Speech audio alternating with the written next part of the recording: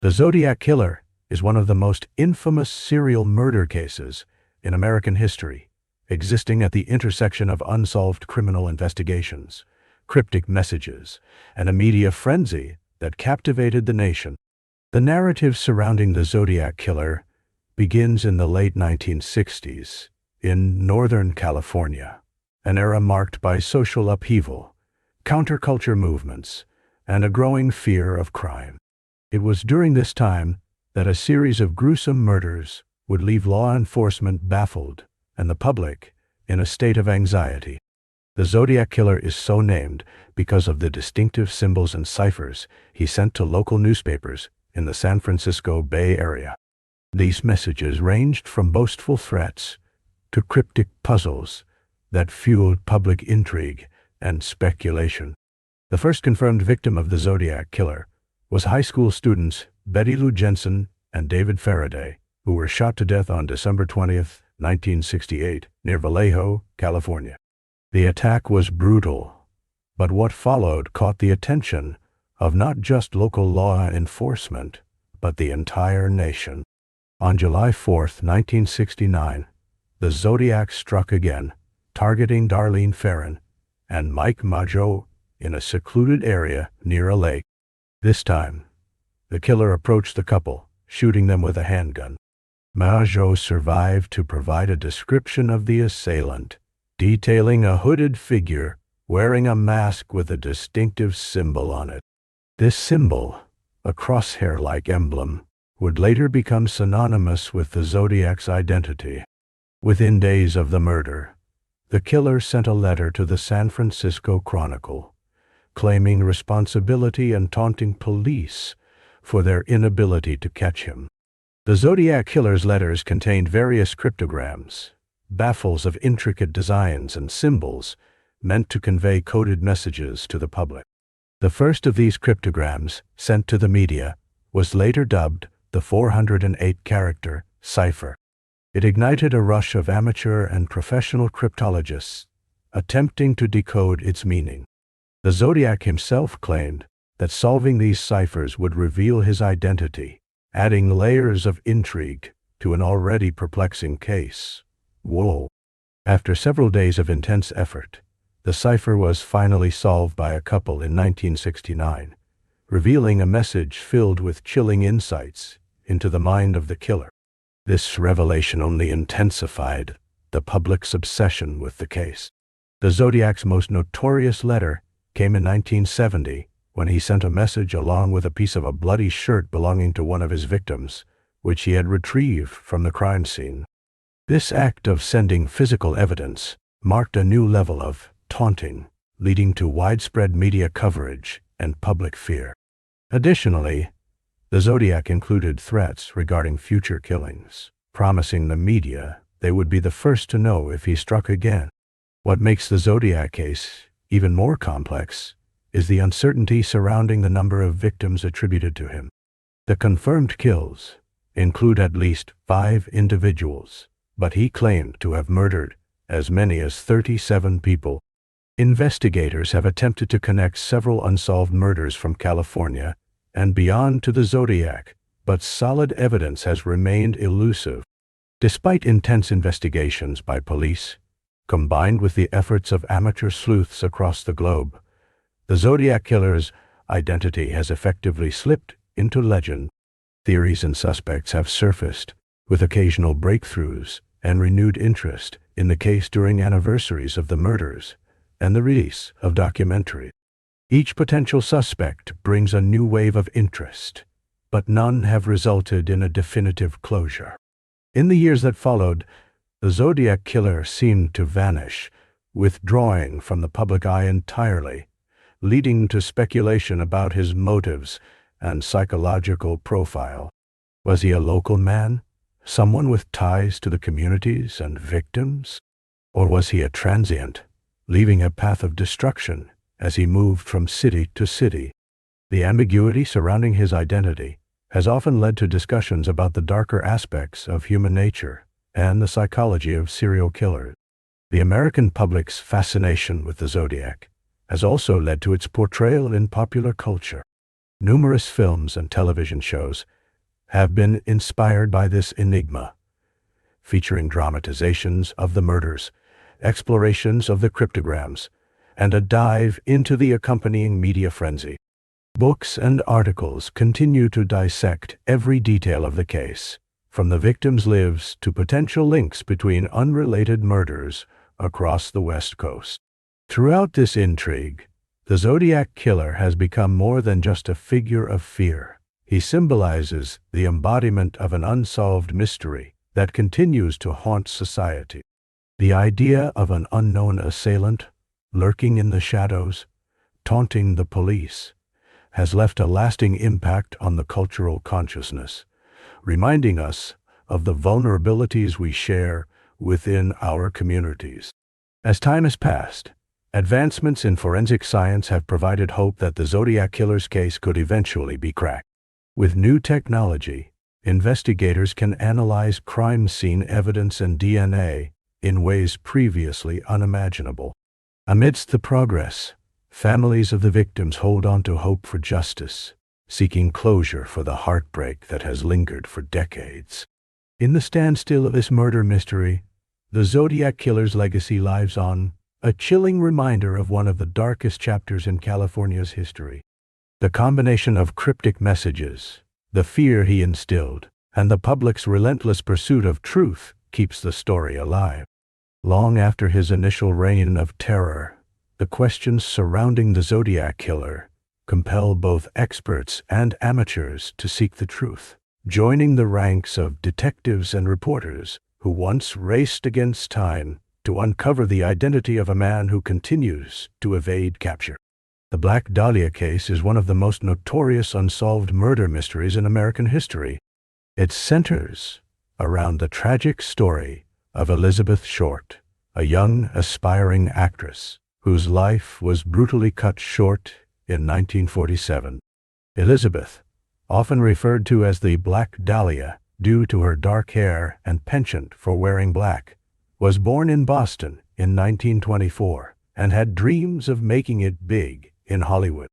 Shortly after moving to California, she became a familiar face in the local social scene, forming connections with various people in the entertainment industry. However, despite her aspirations, Elizabeth never achieved the fame she craved, and her life was marked by a series of struggles and tumultuous relationships. This backdrop gives depth to the narrative, revealing a young woman full of hopes and dreams, caught in a city that glittered with opportunity but held many dangers. The shocking details of how Elizabeth's body was discovered on January 15, 1947, in a vacant lot in Los Angeles, sent ripples of fear and intrigue through the community. Her body was found cut in half, meticulously cleaned, and posed in a way that suggested a level of premeditation. The gruesome nature of the crime caught the attention of law enforcement and the press alike. The media frenzy that followed was fueled by the morbid fascination surrounding the case, captivating the public and turning Elizabeth into a symbol of innocence lost in a world of darkness and violence. Investigators found that Elizabeth Short had been missing for approximately 6 days before her body was discovered. In their search for clues, they faced various challenges, including a lack of physical evidence and the overwhelming media attention complicating their efforts. As they delved into her past, a complex picture began to emerge. Friends and acquaintances painted a portrait of Elizabeth as a charming yet troubled young woman who often moved between different relationships and lived in various houses, demonstrating a restless spirit that perhaps mirrored her turbulent quest for success in Hollywood. Among the many theories that emerged from the investigation was the suggestion that the killer was someone who understood the actress's dreams and disillusionments. Various suspects came to light, but none were definitively linked to the crime. From notable figures of the time to unknown individuals, the list of potential perpetrators seemed endless. The psychological profiles offered by criminologists suggested that the person responsible may have experienced personal issues that aligned disturbingly parallel to Elizabeth's own struggles, hinting that their motives might have stemmed from a twisted admiration for her beauty or an obsession with her failures. As police continued their search, the media played an essential role in amplifying the story. Newspapers sensationalized the details of the case, often exaggerating certain aspects to sell more papers. They printed pictures of Elizabeth, depicting her as the tragic beauty whose life was snuffed out in its prime. Headlines would read, "Black Dahlia Murder," and "Who Killed Elizabeth Short," capturing the attention of not only local residents, but also people across the nation. The public became captivated by the mystery, and amateur sleuths began to emerge, each crafting their own theories, while attempting to solve the enigma that had left the authorities puzzled. In the years following Elizabeth Short's murder, various individuals would come forward claiming to have information about the case, or even to confess to the crime. Some admissions were credible, while others were simply attempts to bask in the notoriety of such a high-profile case. With each new lead, the investigation seemed to take a step forward, but ultimately fell back into a convoluted web of uncertainty.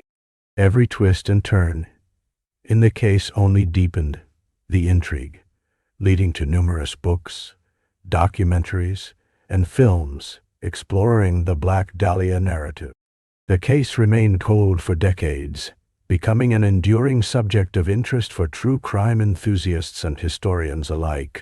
The mystery surrounding Elizabeth's murder led to various interpretations in popular culture.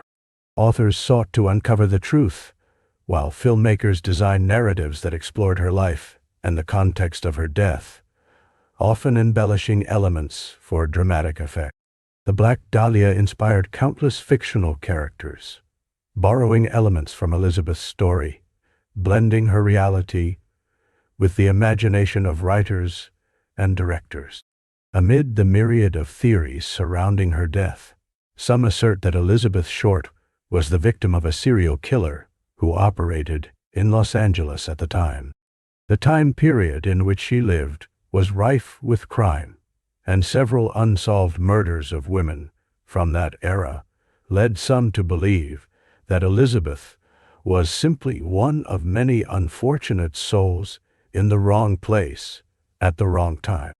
As investigators revisited old leads and examined evidence with fresh eyes, attempts to close the case remained elusive, and the allure of the Black Dahlia mystery continued to linger. As years turned into decades, Elizabeth Short's story became a symbol of tragic beauty, marred by violence and loss. The unanswered questions surrounding her death do not just reflect a single crime. They highlight the struggles women faced in pursuing their dreams in a society that often objectified and marginalized them. The Black Dahlia case remains a testament to the darkness that can emerge from the bright lights of Hollywood, and despite the passage of time, the story of Elizabeth Short continues to resonate with those who seek to understand her life, her aspirations, and the tragic end that came too soon. The relentless pursuit of answers has sparked the interest of not just crime enthusiasts, but common people who feel connected to Elizabeth even decades after her life was taken. The influence of her story reaches beyond the realm of crime, as it compels society to reflect on the themes of ambition, conflict, and the consequences that often come with them.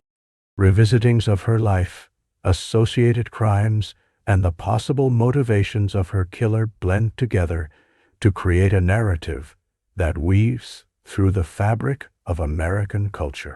Elizabeth Short's legacy continues to live on, not just in the annals of unsolved mysteries, but in the conversations about the challenges faced by women in the industry and society. Her story draws attention to the need for greater awareness about the vulnerabilities that individuals face when pursuing their dreams. The fascination with the Black Dahlia case remains a haunting reminder that behind every headline lies a person, someone who had dreams, hopes, and a story to tell. As detectives and historians examine the clues left behind in this infamous case, the quest for truth carries the weight of unresolved grief. The Black Dahlia represents more than just a murder case. She embodies the search for understanding in a world full of questions, half-truths, and shadows. Thus, the narrative of Elizabeth Short continues to inspire not just tales of horror, but also reflections on the complexity of human existence, the nature of violence, the quest for love and acceptance, and the pursuit of dreams amidst a backdrop of uncertainty. The enduring legacy of the Black Dahlia case serves as a reminder that every story has the potential to capture hearts and minds, transcending time and urging us to seek the truth even when it remains painfully elusive. Elizabeth Short may no longer be with us, but her story remains a poignant dialogue about life, loss, and the haunting silence surrounding unresolved mysteries. In the heart of East London, during the late 1800s, a shadowy figure emerged from the fog-laden streets of Whitechapel. This figure became known as Jack the Ripper, a name that would haunt the annals of crime history and spark intrigue and horror alike. The crimes attributed to Jack the Ripper remain among the most infamous in criminology and forensic science, not merely because of their brutality, but also due to the enigma surrounding the killer's identity. The narrative begins in 1888, a year that would be etched into the collective memory of Londoners forever. Whitechapel, a district characterized by its impoverished conditions and bustling alleys, served as both the backdrop and the stage for a chilling series of events. The streets, filled with desperation and survival, cradled secrets that only emerged with the rising of the moon. The first known victim, Mary Ann Nichols, was discovered on a quiet August morning, her life cruelly extinguished. Disturbingly mutilated, her body exposed the dark undercurrents of society at the time, where women often struggled against severe social and economic constraints. Nichols was followed by Annie Chapman, Elizabeth Stride, Catherine Eddowes, and Mary Jane Kelly, each murder bearing the hallmarks of a meticulous yet deranged mind. The gruesome nature of the actions shocked the public and sent ripples of panic throughout the city. What makes the story of Jack the Ripper particularly fascinating is not merely the atrocious nature of his deeds, but the myriad of theories about his identity. Over the decades, a plethora of suspects have entered the fray, from local butchers and doctors to aristocrats. Each potential identity adds a layer to the mystery, intertwining fact and fiction, further escalating the intrigue surrounding the case. The historical context of the time, combined with the social dynamics in the East End, created fertile ground for speculation. Victorian London was a place of stark contrasts. It was a city of innovation and progress, yet also one struggling with poverty and public health crises. This duality forms part of the background to the Ripper's legend. With the rise of mass media in this era, the coverage of the murders by newspapers amplified public fear and fascination. Sensational headlines captivated audiences, who were both horrified and enthralled by the gruesome details of the crimes. The press gave Jack the Ripper a life of his own, fueling the imaginations of people across the world. The investigation into the murders was extensive, involving the police and eager members of the public alike. With technology far less advanced than today, forensic science played a minimal role in piecing together evidence.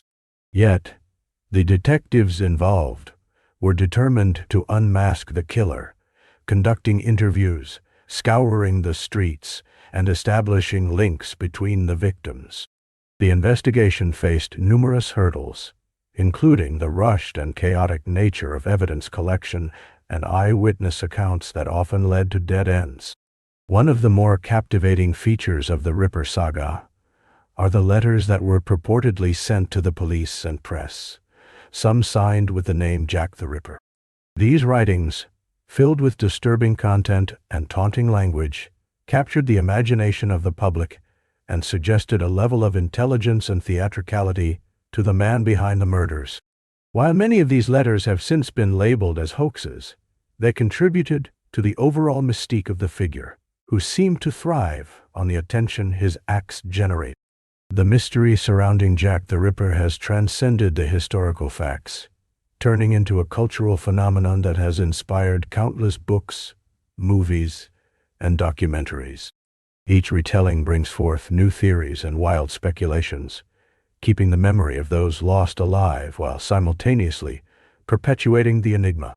Scholars and amateur sleuths continue to probe into the depths of the case, evaluating evidence and discussing potential connections that might point to the true identity of this infamous figure. The fascination with Jack the Ripper illustrates humanity's enduring intrigue with the darker sides of history.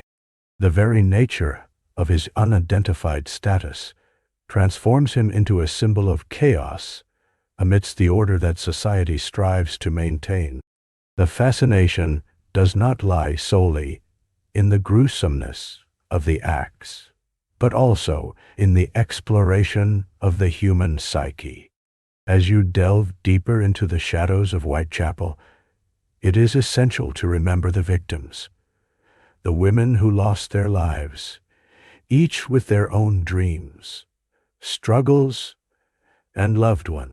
Their stories often get overshadowed by the aura of the Ripper, yet they deserve remembrance. Archival photos and historical records transport us back to the era, allowing us to glimpse the lives that existed before the brutality of that unknown figure in the dark. The legend of Jack the Ripper also serves as a historical reminder of the social issues of the time, highlighting the plight of women in Victorian society. Many of the victims were engaged in sex work, illustrating the desperate lengths women went to in order to survive against a backdrop of poverty and societal neglect. In recent years, there has been a growing interest in the sociocultural factors that might help explain the Ripper's crimes. Investigators have explored the societal norms, the role of women, and the broader social context that created such a volatile environment. This multifaceted approach offers a pathway to understand not just the Ripper, but the entire community in which the events unfolded. As more researchers dedicate their time to uncovering forgotten details, new technology continues to emerge for re-evaluating old evidence. DNA analysis, for instance, has opened new doors in the pursuit of understanding cold cases. Although many believe Jack the Ripper's true identity might never be discovered, the enduring legacy of these investigations ensures the story will not fade into oblivion. In a way, Jack the Ripper has become a part of modern folklore, a figure that speaks to the collective fears of society: fear of the unknown, fear of violence, and fear of being powerless within one's own environment. The stories and theories surrounding this enigma provide a canvas upon which our own fears and curiosities are painted. Ultimately, the allure of Jack the Ripper lies in the mysteries that extend beyond just the murders. It forces society to confront its uncomfortable truths about violence, gender dynamics, and the relentless pursuit of understanding what it means to be human. As interest persists, the enigma continues to evolve, serving both as a cautionary tale of the past and a metaphor for human darkness in the present. In the fog-drenched streets of Whitechapel, the specter of Jack the Ripper lingers, a stark reminder of a time when societal change was both desperately needed and ominously resisted. The echoes of history resonate, whispering tales of loss, fear, and unresolved questions that perpetuate the enigma that is Jack the Ripper. The Axeman of New Orleans is one of the most chilling figures in American criminal history. Between May 1918 and October 1919, a series of brutal murders unfolded in the vibrant and lively city of New Orleans, Louisiana, sending shockwaves of fear through the community and drawing wide attention nationwide. The mysterious nature of the crimes, combined with the killer's modus operandi, created a sense of dread that lingered in the air like a heavy fog, gripping the city with anxiety. The Axeman is remembered not only for the heinous acts he committed, but also for the aura of mystery that surrounded him. He was never caught, and his identity remains unknown to this day. Most of his victims were Italian Americans, as the city's burgeoning Italian immigrant community became a target for the killer. The murders were characterized by the use of an axe, often belonging to the victims themselves. Each crime scene bore a chilling signature, creating a pattern that was horrifying yet fascinating. The first known attack occurred on May 22, 1918, when Joseph Maggio and his wife Catherine were brutally attacked in their home. While they were both left for dead, Joseph succumbed to his injuries, but Catherine survived long enough to provide a description of the assailant. This early incident marked the beginning of a string of attacks that would instill fear in the hearts of New Orleans residents.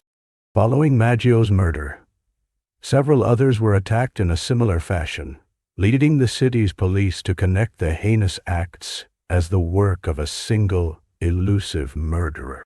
The chaos escalated to a terrifying peak on the night of March 10, 1919, when the Axeman struck again.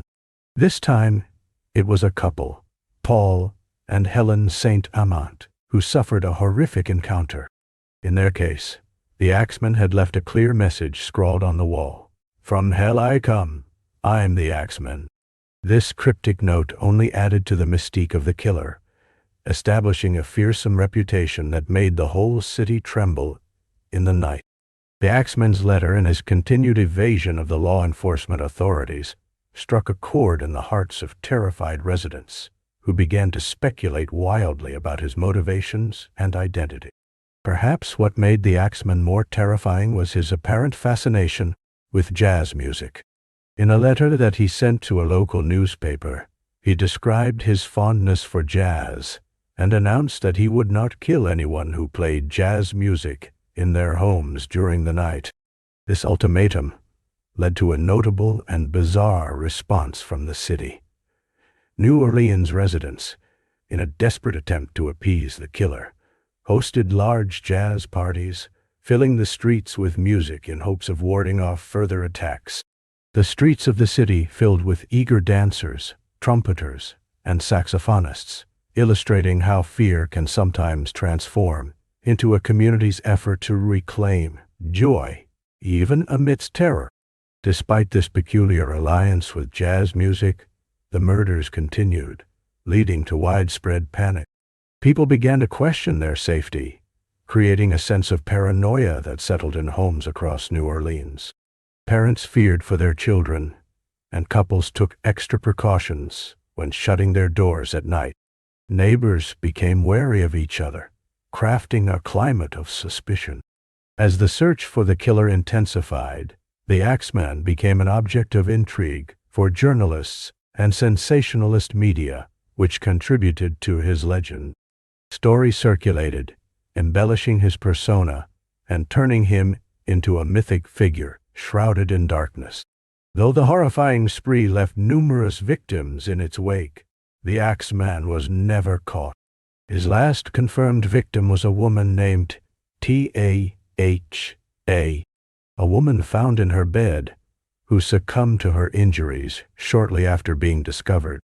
After this last murder, the attacks gradually faded, but the fear and speculation surrounding the Axeman lingered for years. Various theories emerged regarding his identity, ranging from the possibility of him being a disgruntled immigrant to a man driven insane by jealousy. Investigators pursued countless leads, interviewing suspects and trying to piece together the fragmented clues he left behind, but to no avail. The mythos surrounding the Axeman extends far beyond his brutal actions. He has been the subject of fictional stories, films, and even modern interpretations in various popular media. Years later, documentaries and crime shows would revisit this fascinating, dark chapter in New Orleans history, allowing new generations to learn about the terror that once gripped the city. His story remains a cautionary tale about the fragility of safety and the complexities of human nature. As time passed, the image of the Axeman became less of a real figure and more of an infamous character in the lore of the city. New Orleans thrived and evolved, but the memory of the Axeman and the fear he instilled would forever be etched into the fabric of the city's history. Local tours and ghost stories tell of the haunting nature of his legacy, intertwining folklore with the real-life horrors of a time gone by.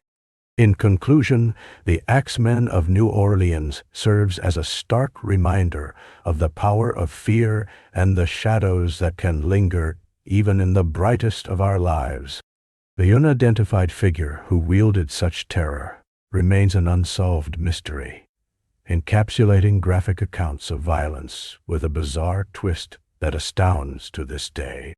As you think back on the stories and the era, it becomes evident that while time may fade the terror, the legends created during those tumultuous times will echo through the annals of history, forever captured in the tales of the city's past.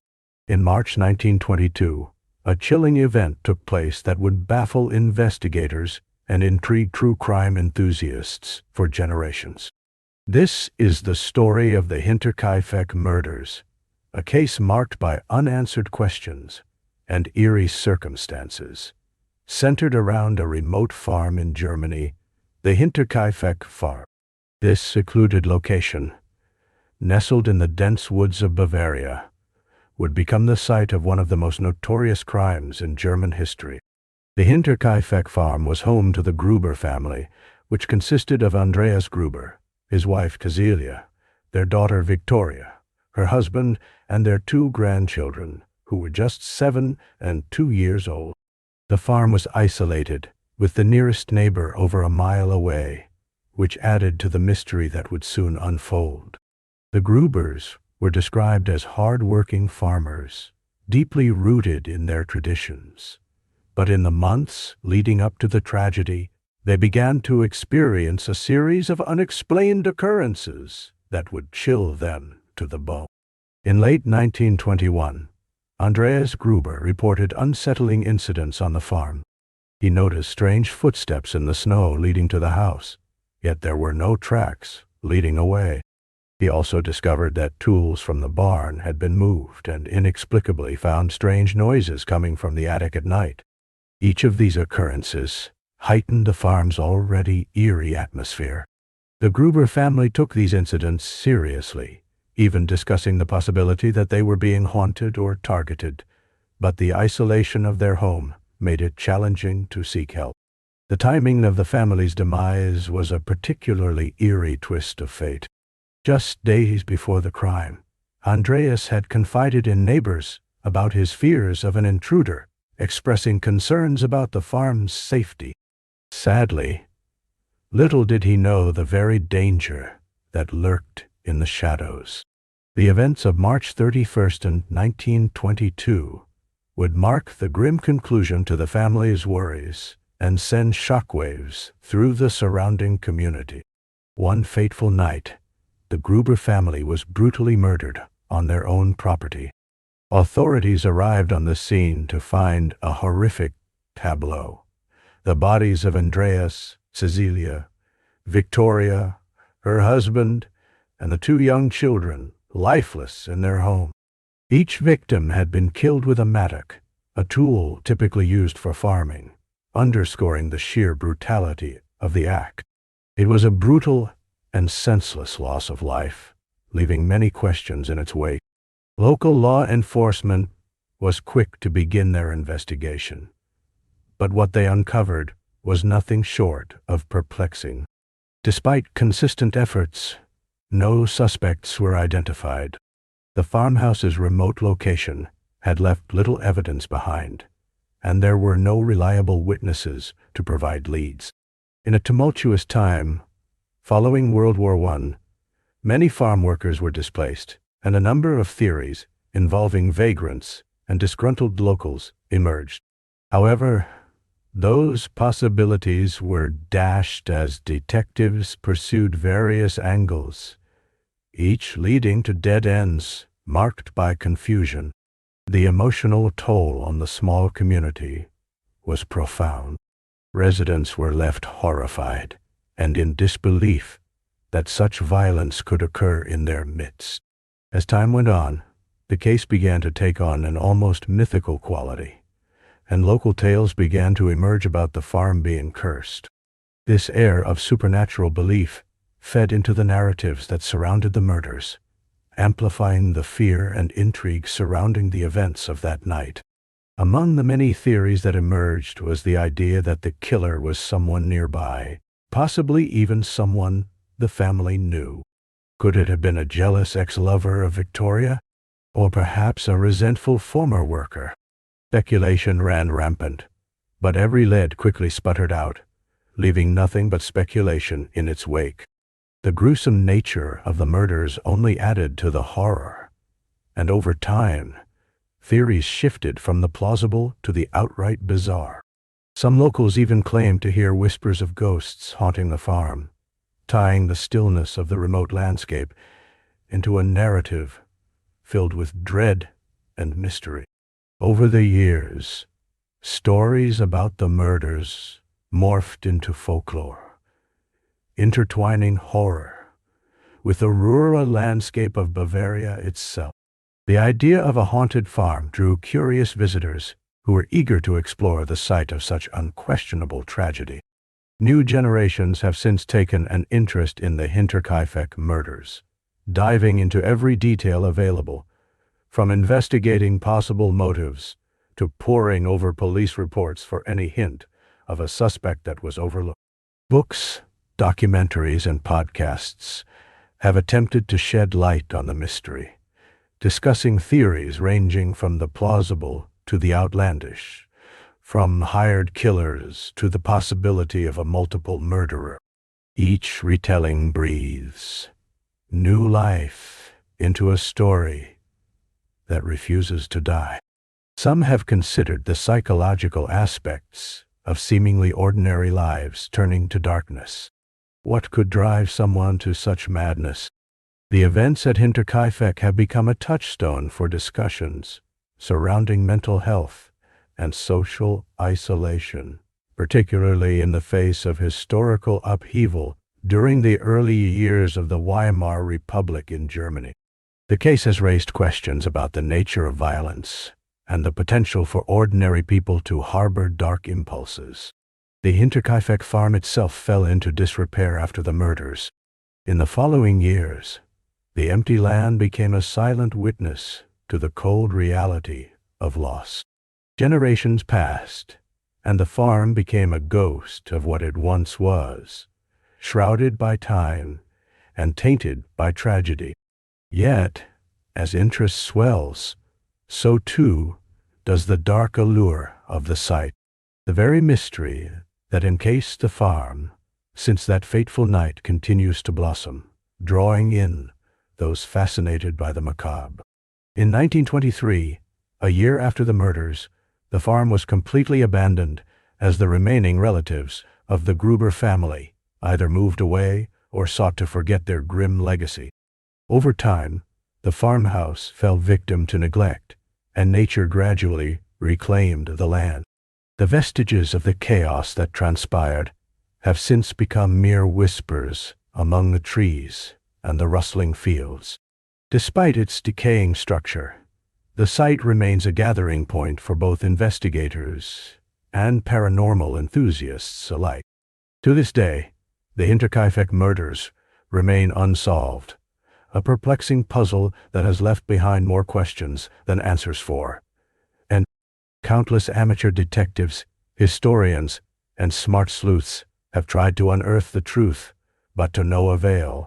The original case files are still available, and for those brave enough to dive into the abyss of the unknown, they persist as an opportunity to seek truth and unravel a mystery that has haunted generations. As technology advances and crime-solving techniques progress, the case has seen renewed interest from modern investigators equipped with tools unfathomable during the 1920s. Moreover, television shows and online platforms have sparked debates about the case, introducing even more theories and storytelling possibilities that suggest a resolution might one day be forthcoming. Nonetheless, to this day, the chilling narrative of the Hinterkaifeck Murders endures, a testament to humanity's eternal entanglement with the unsolved and the inexplicable. It serves as a reminder of the darkness that can dwell even in the most idyllic of settings, forever entwined with the haunting echoes of what once was. In the annals of American history, there are few stories as enigmatic and captivating as that of D.B. Cooper. It all began on a seemingly ordinary afternoon, November 24th, 1971, when a middle-aged man walked into the bustling Portland International Airport. Clad in a dark suit with a neatly combed appearance, he presented himself as Dan Cooper, a name that would become infamous in the years to come. With a briefcase in hand, he boarded Northwest Orient Airlines Flight 305, a routine flight bound for Seattle, Washington. The ambience on the plane was typical of the time. Passengers chatting, flight attendants preparing for takeoff, and the hum of the aircraft engines starting up. Little did the passengers know, one of them was about to change the course of an ordinary flight into an extraordinary tale of adventure, mystery, and intrigue. As the plane ascended into the gray Seattle sky, Cooper quietly handed a note to a flight attendant named Florence Schaffner. Initially, she assumed it was a romantic overture, but as she opened the note, the reality of its content became clear. The note disclosed that Cooper was armed and demanded that the airline staff prepare for a substantial ransom of $200,000. He also requested several parachutes, insisting that they be sourced to ensure his escape. His demeanor throughout this exchange remained calm and composed, a stark contrast to the tumultuous situation he had created. The crew took immediate action, relaying the demands to the authorities once the plane landed in Seattle. The local police and the FBI quickly became involved, surrounding the aircraft while the passengers were evacuated safely, unaware of the potentially dangerous standoff. As the negotiations progressed, Cooper's demands were ultimately met. He received the requested money in a large, unmarked bag and a set of parachutes.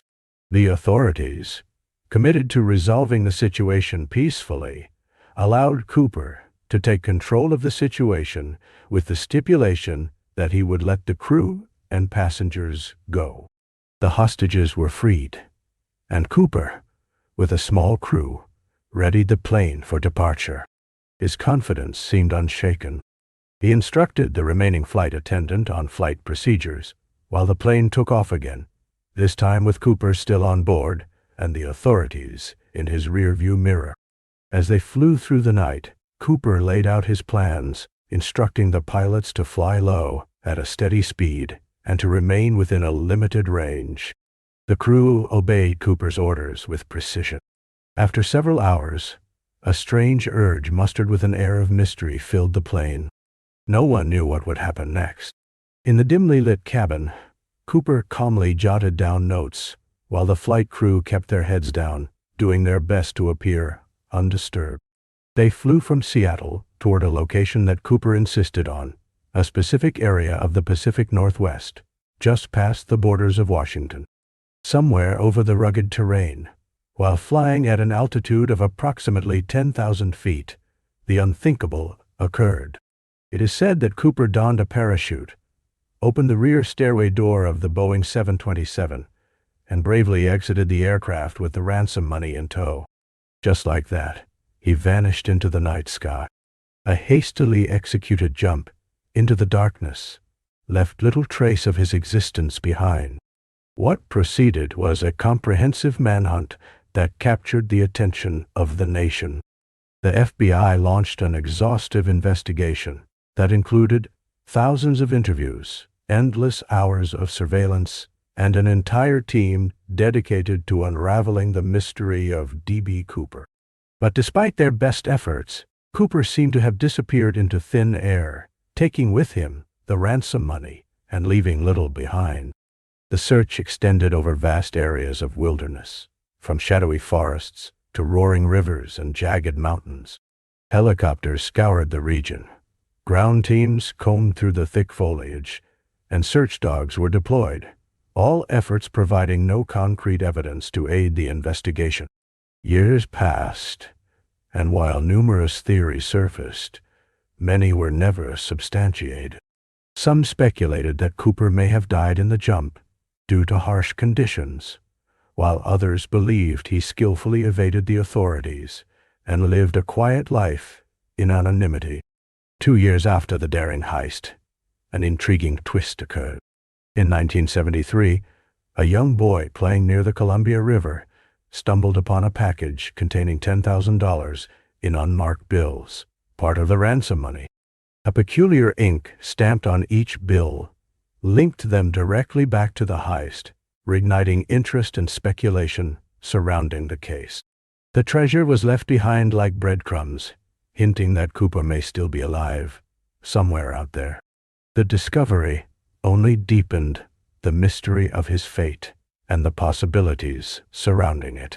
The legacy of D.B. Cooper has persisted for decades, spawning an array of theories that delve into the realm of intrigue. His audacious act captured the imaginations of many, and the story became woven into the very fabric of American folklore. The combative nature of his heist, juxtaposed against the mundane world of air travel, has made it a favorite topic of fascination among true crime enthusiasts, conspiracy theorists, and storytellers alike. As time wore on, the case remained officially open, with the FBI periodically revealing updates, cold leads, and fresh angles, keeping the spirit of the mystery alive. D.B. Cooper became more than just a name. He became a symbol of rebellion against the system, a figure representing the audacity of dreams and an undying hope for freedom. It is this peculiar mixture of admiration and anxiety that makes his story timeless and uniquely engaging.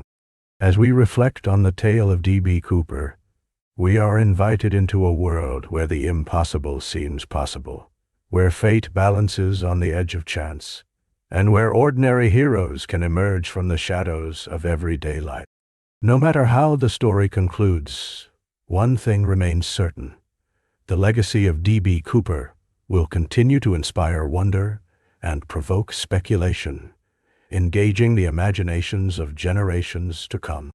Each twist and turn in his story leaves us pondering the possibilities and ignites a flicker of curiosity that keeps us exploring his elusive existence. The JonBenét Ramsey case is one of the most intriguing and tragic stories in American crime history.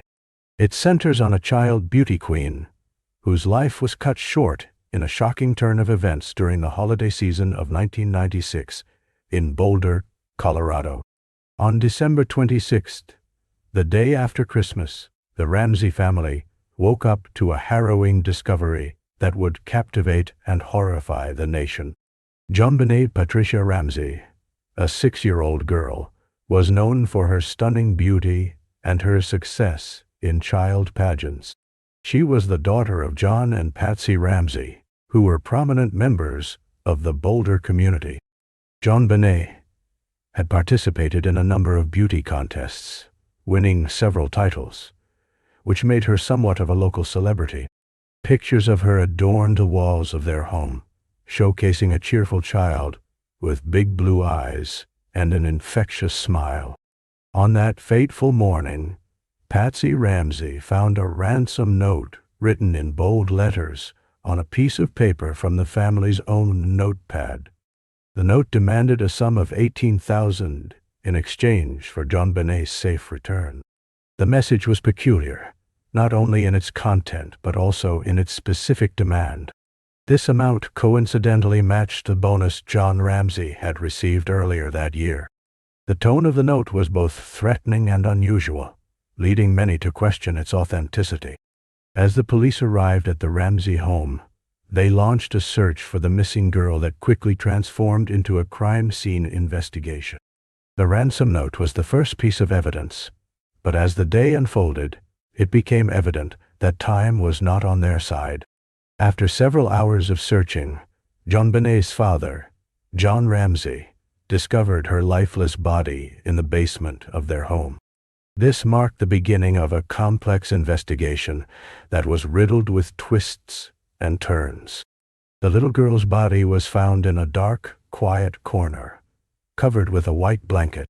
She had sustained a fatal injury to her head and had also been strangled with a cord, presenting a gruesome picture that stood in stark contrast to the innocence of her face. The coroner later determined that she had died approximately 8 hours before her body was discovered. The investigation into JonBenét's death faced numerous challenges. Media coverage was rampant, drawing public attention and scrutiny. Photographers camped outside the Ramsey home, while reporters clamored for any scrap of information. The parents of the young girl quickly became the focus of suspicion, as would happen in a high-profile case, where the immediate family often comes under the microscope. Despite their initial cooperation with law enforcement, many in the public began to speculate about their involvement, questioning their stories and actions during the critical hours following JonBenét's disappearance. As evidence was collected, it became increasingly complicated. A number of individuals were considered suspects, including those associated with the family, and even strangers with no apparent connection. The investigation revealed that there had been no signs of forced entry into the home, leading authorities to entertain the idea that the alleged abduction may have been staged. The ransom note also appeared to be carefully crafted, raising further doubts about the possibility of an external kidnapper. In the years that followed, the case continued to evolve, with forensic advancements providing new hope for solving the mystery. A DNA sample found at the scene did not match any of the Ramsey family members. This evidence led to the pursuit of other potential suspects, including several who had come forward with confessions or tips, each one leading to dead ends. The media scrutiny never faded, and numerous documentaries, books, and even opinions from armchair detectives sprung up over time. JonBenét's story became a focal point for discussions about crime, childhood safety, and the impact of media on public perception. It also sparked debates on whether the investigation was mishandled from the outset, given the overwhelming pressure from the media and community. Some questioned the decisions made by law enforcement during those critical initial hours. Despite extensive investigations, numerous theories and debates, the case remains officially unsolved.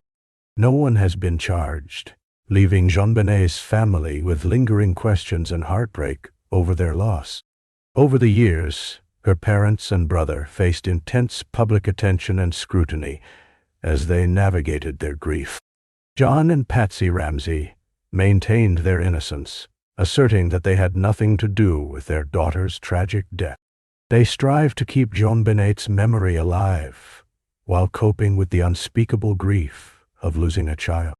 Other family members and advocates have since become vocal in their pursuit of justice for JonBenét, showcasing the enduring legacy of her case. It has served as a reminder of the fragility of childhood and the complex interplay of fame, grief, and the media's role in sensationalizing tragedies. In April 2000, a new twist emerged when a man named John Mark Carr confessed to killing JonBenét, claiming he was present at the Ramsey home on that fateful night. However, his confession was met with skepticism, and he was quickly ruled out after DNA tests. The case continued to stretch on, gaining more interest with each passing year. As time went on, many in the public hoped for a breakthrough. New technology, particularly improvements in DNA testing, offers a glimmer of hope for reinvestigating cold cases, including JonBenét. Events surrounding her death continue to shape discussions about child safety and the responsibilities of the media in reporting crime. The tale of JonBenét Ramsey remains an unsolved mystery, drawing in amateur sleuths and professionals alike. Many theories have been proposed over the years, each seeking to solve the puzzle that is JonBenét's tragic fate. Speculations range from familial involvement to the possibility of an intruder breaking in and committing the crime. The complexity of human psychology, the impact of fear, and the emotional turmoil experienced by the Ramsey family add layers to the narrative that make it all the more captivating. Ultimately, the JonBenét Ramsey case lingers in the minds of many as a haunting reminder. It serves as an enduring story about a little girl whose life was filled with promise and joy, cut short in a way that still prompts reflection and compassion. The unanswered questions surrounding her death drive the desire for justice and an end to the mysteries surrounding her tragic fate. In a world where crimes often find resolution, JonBenét's case remains a stark reminder of the unknown, the chaos of public curiosity, and the search for truth in the face of relentless tragedy. The tale resonates because it speaks to the universal themes of loss and the profound love between a parent and child, leaving a void that time cannot ease. As we reflect on the legacy of JonBenét Ramsey, we are left with the important reminder of the impact that unresolved sorrow can have. The quest for closure continues, not just for her family, but for a community and a nation still yearning for answers, and for justice in a case that has transcended time and captured hearts along the way.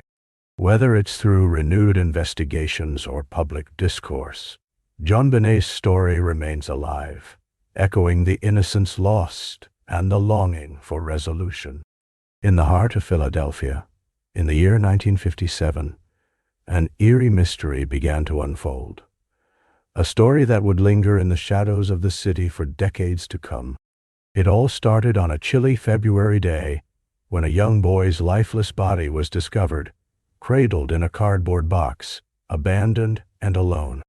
The haunting, faceless tragedy of this child, known only as the boy in the box, quickly captivated the public's imagination, spawning countless theories and investigations. The boy was estimated to be between 4 and 6 years old, with neat, short brown hair and strikingly delicate features. His small frame weighed about 30 pounds, and he was found wrapped in a plaid blanket, tucked inside a 33-inch long box that one might typically use to ship a bassinet. The discovery took place in the Fox Chase neighborhood, an area characterized by its quiet streets and suburban charm, far removed from the grim reality of what had occurred there. When the initial investigation launched, authorities delved into a myriad of identities and possibilities. Was this boy someone's son, a victim of an unfathomable crime? The details surrounding his discovery were unsettling. He had been washed and groomed, suggesting that someone had taken care of him in his final moments. However, questions swirled. Who would do such a thing to an innocent child? The police promptly initiated a search for the boy's identity, releasing a composite sketch and urging the community for information. Local newspapers picked up the story, igniting the public's curiosity and sympathy for the boy. As the case gained traction, citizens mourned for the child and grew intrigued by the enigma. Who was this little boy? Did he have family members searching for him? While the streets buzzed with theories, the grim reality remained that no one had come forward to claim him. Investigators painstakingly combed through potential leads. They interrogated individuals who reported missing children, explored foster care histories, and scrutinized households throughout the area. Each lead fizzled into silence. This boy seemed to have appeared out of nowhere. Theories began to circulate.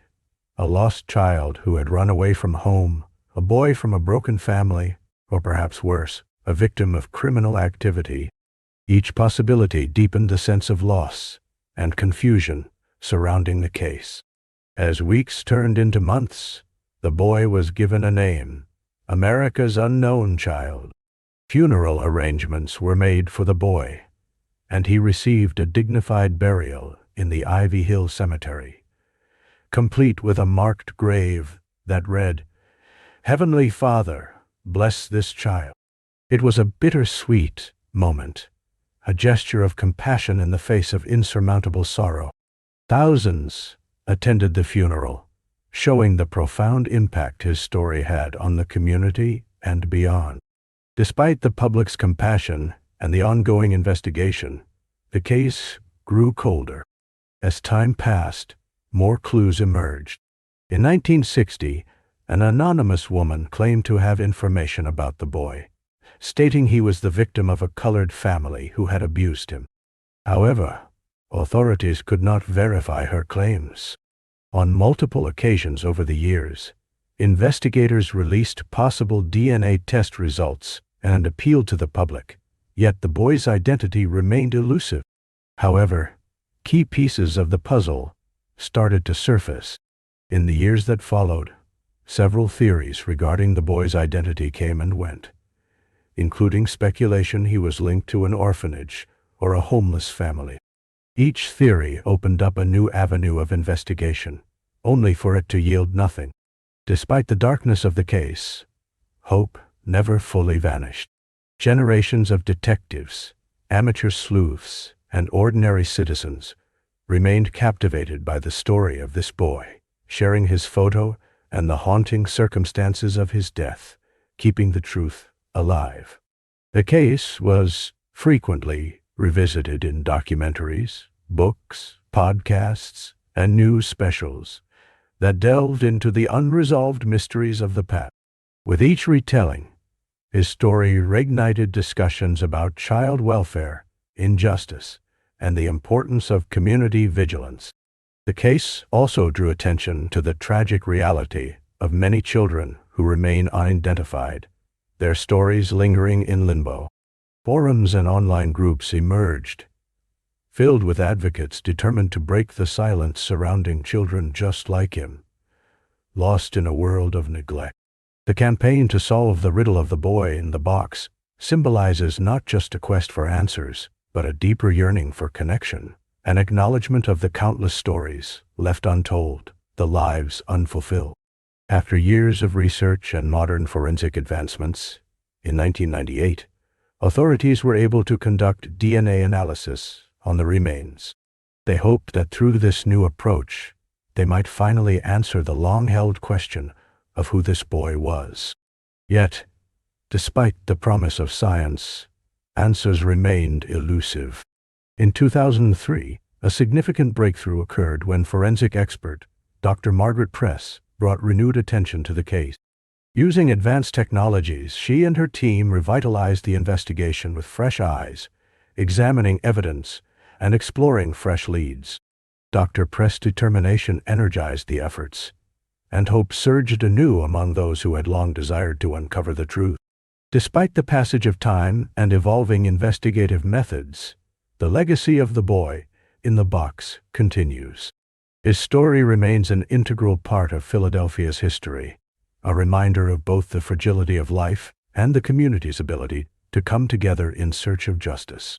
Each year, memorial services are held in honor of the unidentified boy, ensuring that he is not forgotten. He represents countless other children who have been lost to the shadows, igniting awareness and prompting important conversations around child safety and advocacy. The impact of the boy in the box moves far beyond his tragic end. His story serves to highlight the enduring quest for understanding, love, and care. It urges communities to build a safeguard for children who may be suffering in silence. By seeking to uncover the truth behind the unknown, we can honor his memory and ensure that no other child is left behind in the dark. The Tylenol Murders of 1982 were a shocking and tragic event that left an undeniable mark on American society and changed the way products were packaged and safeguarded for consumers. This incident began in the Chicago area, where 7 people unexpectedly died after taking Tylenol, a popular over-the-counter pain relief medication. The connection between these deaths remained elusive at first, creating fear and confusion. The victims, who ranged from young adults to middle-aged individuals, had all consumed extra-strength Tylenol capsules shortly before their death. Their symptoms included sudden and severe illnesses that progressed rapidly, leading to emergency hospital visits and ultimately their untimely deaths. This series of events sent shockwaves throughout the community as families and friends grappled with the sudden loss of their loved one. As investigative authorities began to piece together the facts, it became evident that the deaths were not coincidental. They discovered that the Tylenol capsules had been tainted with cyanide, a potent and lethal poison that could induce death within a very brief time frame. Initial theories suggested an external saboteur had tampered with the products before they reached consumers, raising concerns about the safety of medications taken at home. In response to the urgency of the situation, law enforcement agencies launched extensive investigations to find the source of the contaminated capsule. Fruitless attempts to identify motive or suspect ensued, leading to public panic over the safety of over-the-counter medications.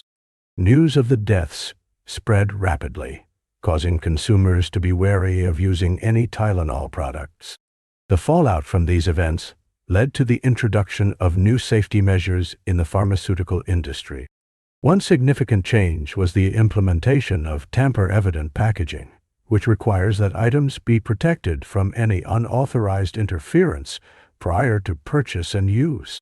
This vital adjustment was made in an effort to restore consumer confidence and ensure greater safety in medication packaging. As investigators continued to delve into the case, they encountered various leads, but the investigation soon became a series of dead ends. The media frenzy surrounding the Tylenol murders kept the public on edge, with family members of victims appealing for information and urging anyone with knowledge of the perpetrators to come forward. Communities held vigils and memorials, mourning the lives lost while anxiously awaiting any sign of resolution. Despite the widespread panic and the visible consequences of the Tylenol murders, the case remained unsolved for several years. In an unexpected turn of events, the case garnered national attention when an individual claimed responsibility for the tampering in a phone call to law enforcement, but no actionable evidence connected the caller to the crimes. This claim did little to quell public fear or help investigators pinpoint the culprit. In 1986, a man named James William Lewis was arrested after sending a letter to Johnson & Johnson, the parent company of Tylenol, demanding a ransom for the safety of their product. Lewis was convicted of extortion, but was never charged in connection to the murders. It would take many more years before any significant developments occurred in the case. In the aftermath, the pharmaceutical industry took notice of the serious implications of the Tylenol murders, leading to further advancements in product safety measures. Along with the introduction of tamper-proof packaging, companies began to scrutinize their manufacturing processes, placing more emphasis on product integrity and consumer safety. This heightened level of vigilance aimed to prevent any similar incidents from happening again in the future. The Tylenol murders ultimately highlighted the sometimes dangerous intersection of public health, consumer safety, and corporate responsibility. Consumers had to adapt to a new reality where their trust in commonly used products could be shaken by isolated acts of malice. Companies became more aware of the necessity for transparency and the imperative to build consumer trust. Years later, the Tylenol murders remain a pivotal moment in pharmaceutical history, serving as a grim reminder of how quickly safety can be compromised and how that breach can ripple through society. The foundational changes that emerged as a direct result of this case continue to influence packaging and safety regulations today, preserving the memory of those who lost their lives and ensuring that their tragedy leads to protection for others. Although law enforcement agencies have not definitively identified the criminal responsible for the Tylenol contamination, their investigations opened discussions around consumer safety that spurred action across the product safety spectrum. Legislative changes reflected this push for heightened awareness and precaution, demonstrating how a single event could influence policies that impact countless lives. The Tylenol murders ultimately stand out in American history, not just for their immediate impact, but for the broader implications regarding consumer safety and corporate accountability. The commitment to protecting public health intensified in various sectors, showing the resilience of society in addressing threats to safety and security. In the years subsequent to the incident, many have worked diligently to further engage with the public on these issues, emphasizing the importance of vigilance and awareness in protecting consumers from harm. As we consider the events of that fateful year and their lasting legacy, it becomes clear that the lessons learned continue to resonate. The tragic loss of life reminds us of the fragility of safety in our everyday routines and the importance of remaining vigilant as consumers. The Tylenol murders serve not only as a cautionary tale, but as an enduring testament to the necessity for advancements and regulations that prioritize the well-being of individuals across the nation. Through ongoing dialogue and reform in product safety measures, the legacy of those affected by the Tylenol incident lives on. The commitment to preventing similar tragedies is ever present, echoing through institutions and communities alike in efforts to safeguard public health. Each generation must remain aware of the stories that have shaped our understanding of consumer safety, acknowledging both the past and its significant role in informing future practices.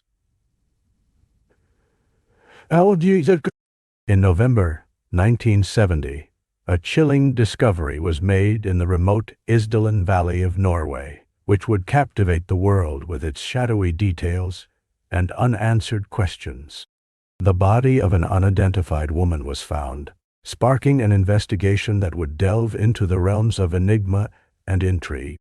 This case is known as the Isdal woman mystery, and it continues to baffle both amateur sleuths and seasoned investigators alike. The story begins on the evening of November 29th, when two hikers were exploring the beautiful, yet rugged terrain of Isdal Valley, located near Bergen. As they stirred through the splendor of nature, they stumbled upon something truly disconcerting: a charred body lying among the rocky outcrops. The woman was later determined to be of European descent, with several peculiar aspects contributing to the mystery surrounding her identity. Forensic examination revealed that the woman's physique was intact, but her identity remained elusive. The hikers' discovery prompted local authorities to initiate a thorough investigation. What intrigued investigators was the manner in which she had perished. Her body showed signs of burning, and her clothes had been either partially or completely burnt. The local police were perplexed, especially given that she had been found in a remote area with no immediate evidence of foul play. As investigators took a deeper look into her background, they encountered even more perplexing elements. Scattered around the site were several objects, including peculiar items that hinted at a life filled with mystery. The woman was found with several pieces of jewelry and a small quantity of cash. Yet her personal belongings were strangely absent of any identification.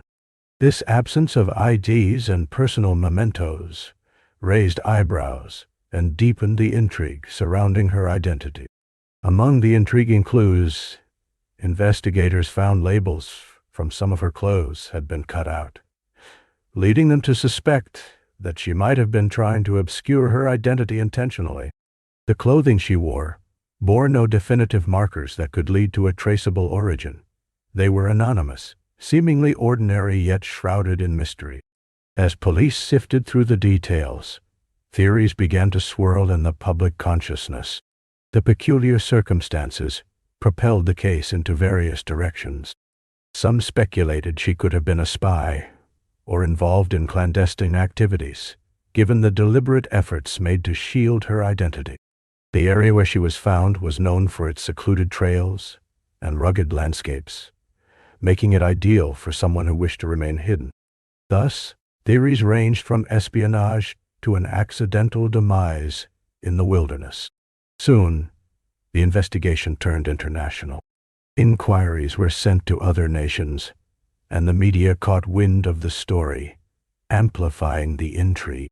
People across the globe began to ponder who this woman was and why she might have chosen such a hideaway. With each report, the public's imagination ran wild with possibilities.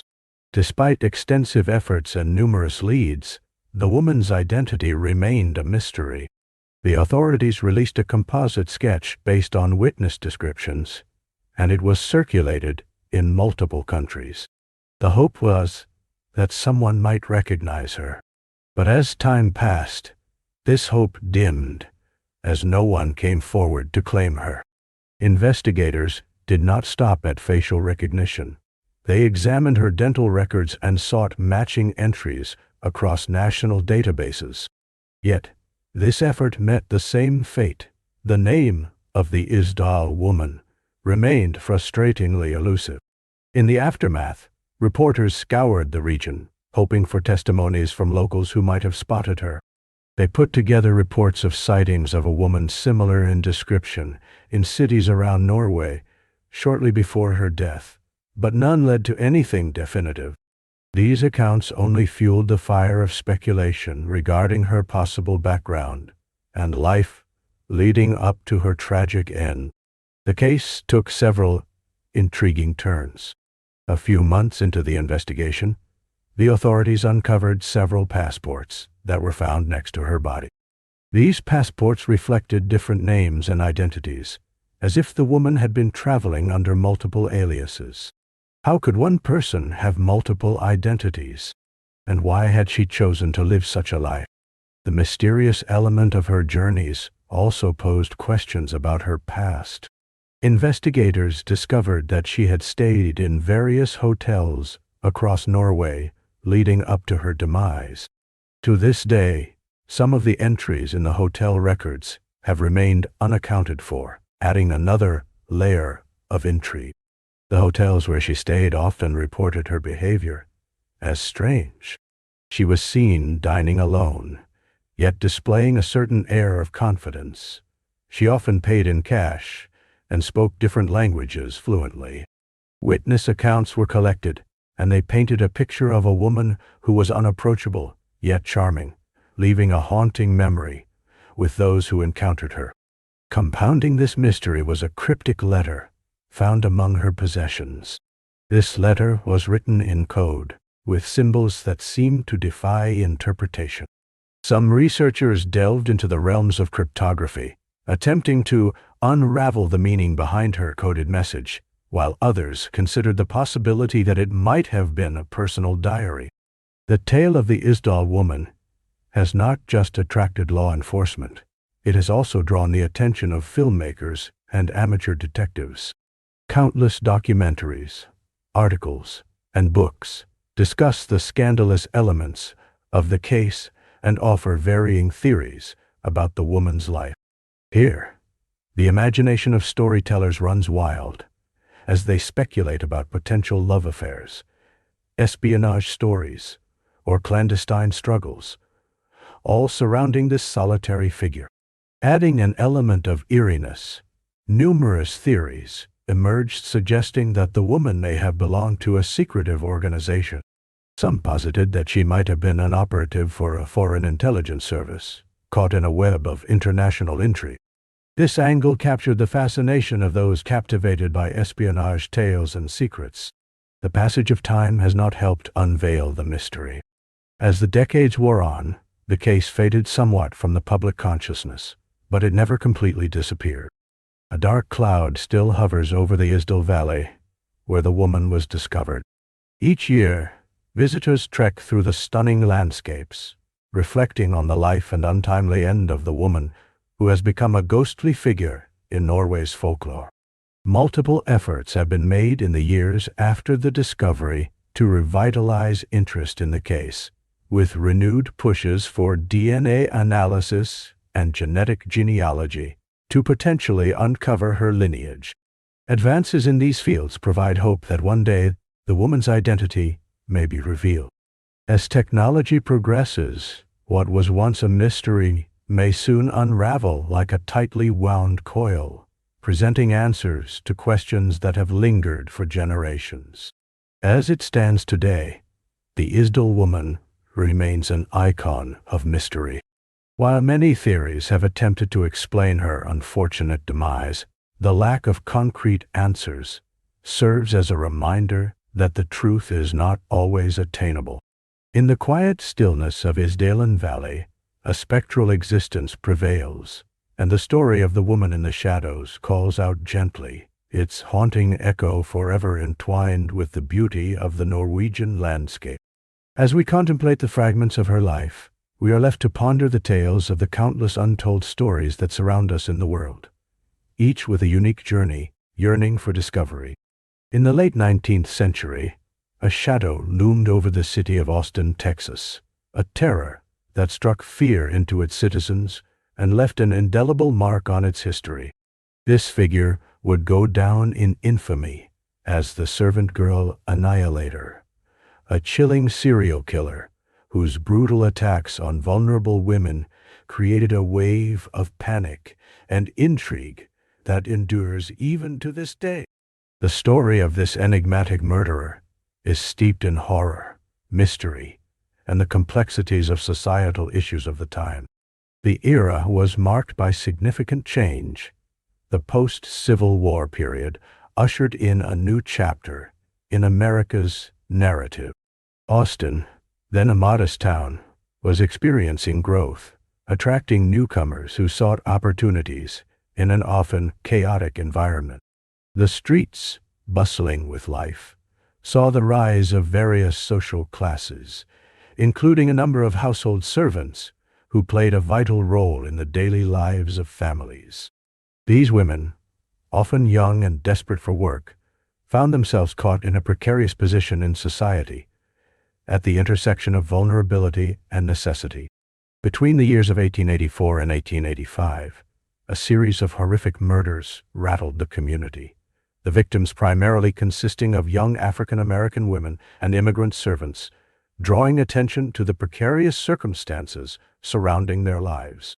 The first known victim, a young servant named Molly Smith, was found murdered in her employer's home, her death marking the beginning of the terror that would ensue. Each subsequent victim was similarly targeted, reflecting a pattern that left the citizens of Austin reeling in fear and confusion as to who could be responsible. As Austin gripped with anxiety over the killings, the media frenzy ignited. Newspapers of the time took to sensationalizing the events, adding layers of drama to each report. Descriptions of the gruesome nature of the murders circulated widely, and public speculation about the identity of the Annihilator intensified. People began to fear for their safety, and the killer gained notoriety, almost elevating him to a form of macabre celebrity status. Vigilante groups formed, and the calls for justice grew louder, but the elusive serial killer seemed to slip through the cracks of a burgeoning investigative framework. The investigation into the murders revealed many challenges. In stark contrast to modern-day criminal psychology and forensic science, the 1880s lacked the tools to effectively analyze crime scenes or provide significant leads. Each murder left behind little more than a sense of dread and fragmented clues. Eyewitness testimonies were often unreliable, compounded by the racial biases of the time that rendered many African American victims overlooked in the eyes of law enforcement. Local law enforcement struggled with the intense pressure to solve the case amid calls for a national spotlight on the brutal killings. Citizens en masse began to take precautions, locking their doors, remaining vigilant during the night, and sharing rumors of potential suspects. However, in the face of increasing dread, the killer continued to elude capture, committing additional murders and leaving the citizens of Austin questioning their safety. In one particularly harrowing episode, a young woman, known to have been viciously attacked, survived and provided a description of her attacker. Yet, despite her courage and the clarity of her testimony, the police found themselves unable to track down the suspect. This incident starkly illustrated the limitations of law enforcement at the time and the broader societal frustrations concerning the safety of women, particularly marginalized individuals who often faced discrimination and lack of support. As the months dragged on, the apprehension of the servant girl Annihilator became a matter of public obsession. Grand jury investigations, community gatherings, and even sensational media coverage spurred movements demanding progress and justice. The authorities were under immense pressure to restore a sense of safety and security to the community. Yet, amidst the outcry for action, the perpetrator remained at large, capable of striking again at any moment. Adding to the enigma was a peculiar moment when a letter purportedly from the killer surfaced, taunting the police and the citizens of Austin.